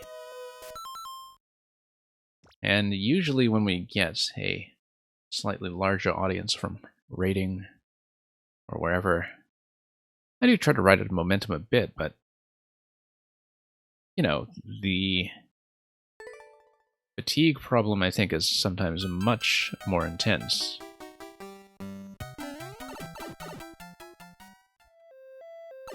With puzzle levels than with anything else.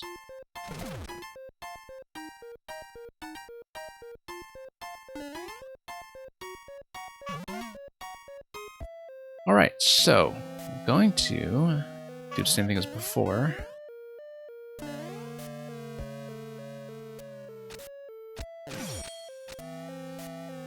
And yeah, we have a general idea for where to go. It's just that I guess the Wiggler interaction is still a little unclear to me. Can we actually scout up top? No, I guess the camera is completely confined, so... Would have been useful, though, to see what is actually going on with the Wiggler up top when positionally it feels like it's doing everything except the job that I wanted for it, which was to have it be transported over to the block.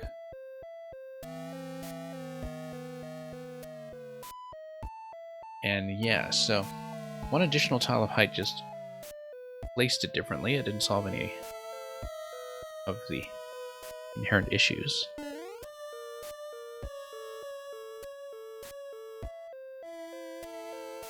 Okay.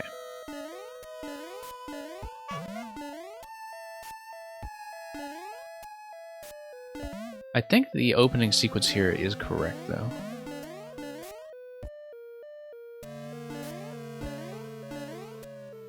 And I think we did at least figure some of that out, but a couple of things. First of all, no idea what this is blocking. Secondly, no idea how to take 2 points of damage. One to raise this, one to eradicate the settlement to the southeast of the screen. Bottom right of the screen, I should say.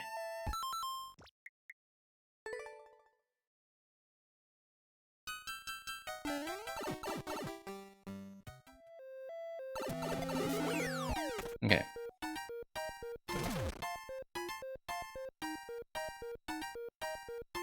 Well, let's see what we can do here.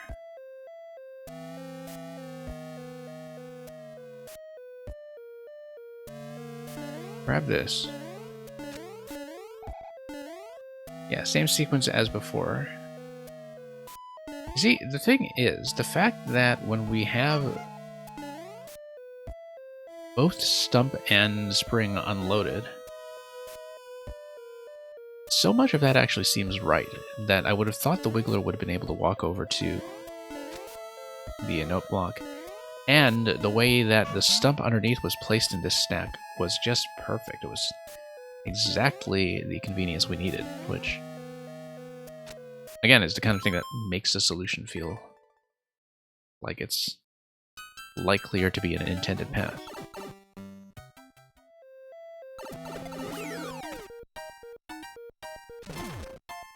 So we'll see.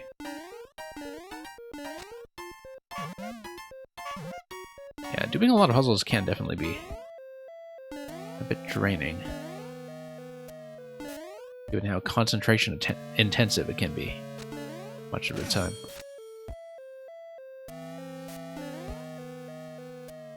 Okay. Same idea as before.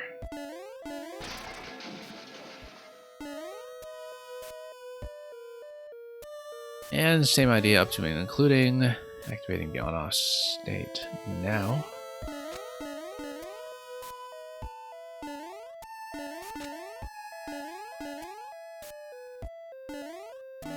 Okay.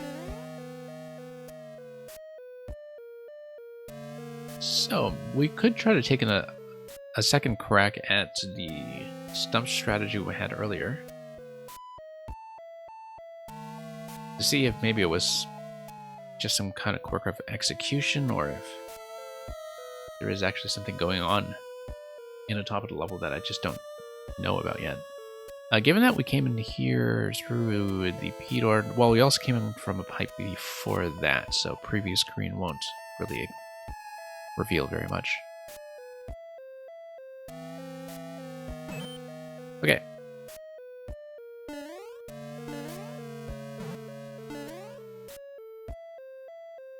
Same deal as before.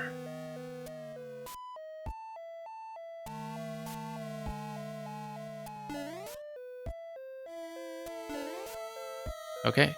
Look at how quickly the boo rises. That's an issue because that gets me trapped really easily.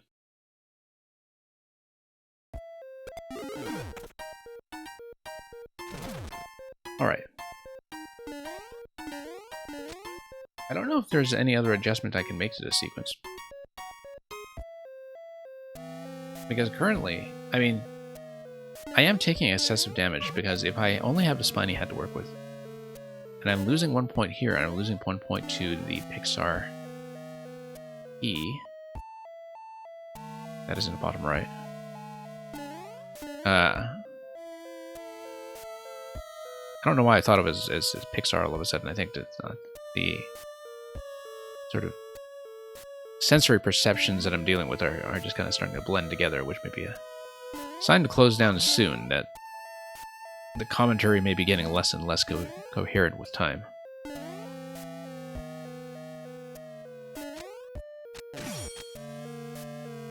No, it's because it jogged my memory for, I think, one particular short film or something. For some reason. The P-switch just looked that way. It looked a little bit funny all of a sudden.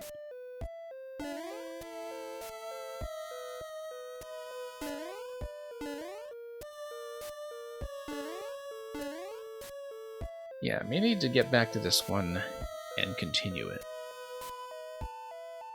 If we don't make any additional headway, because I still have trouble. First of all, dealing with the spike under the P-switch over there. Secondly, dealing with this guy.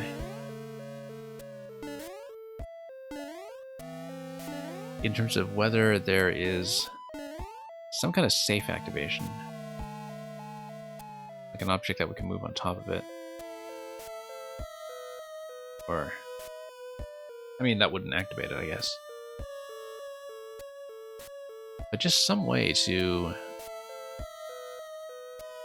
be able to absorb damage here and still interact with the P-switch, which really not necessarily the case.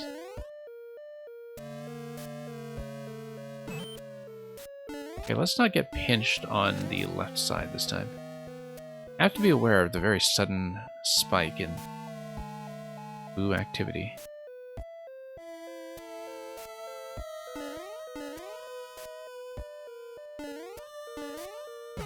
Yeah, no. Bit of a problem there. This is pretty interesting so far. But I think we may need to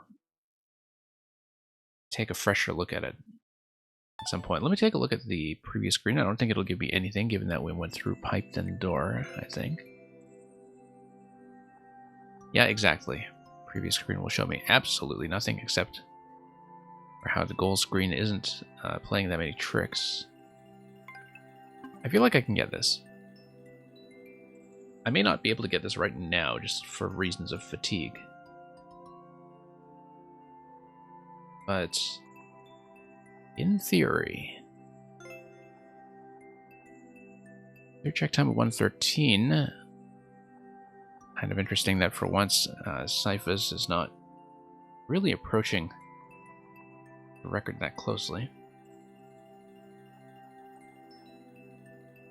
Yeah, I'm just thinking about this, and it may just be that I'm a little too tired to see it properly right now. I really felt like the strategy of trying to move the Wiggler over to the note block was correct. I don't know if it was just an execution thing, or if the placement and object selection actually need to be different. Guiding the boo to the bottom left is something that will take some refinement. Like, we'll need to work on that technique somehow. But everything else seems in place other than the fact that we didn't have a damage-free way to deal with the P-switch just yet. So. Anyway. As far as today's session goes, we didn't do too badly. Most important accomplishment, of course, was managing to close out the final 2 levels of Super Funked World. A big pile from Krakowski. And this we will just have to go back to at some point. So I think I do have to call it today, but as far as the schedule goes, we're going to be back for viewer levels over the weekend. We usually try to do one additional Maker stream before then, usually on the Thursday to Friday, some kind of curated Maker feature most of the time. And yeah, that will probably be it for this stream. And we'll figure out where to pass you on to next. And think about that puzzle a little bit more and hopefully clear it next time the way that we needed a bit of time to go back to some of the earlier puzzles and by Funked as well. So thank you everybody for joining me, and especially to Zero Planes once again for bringing so many people over with the raid. We'll continue this next time. So, thanks for watching. Good night or good morning or whatever it may be, wherever you are. We'll send you forth in just a moment, and have a great day. Fare thee well.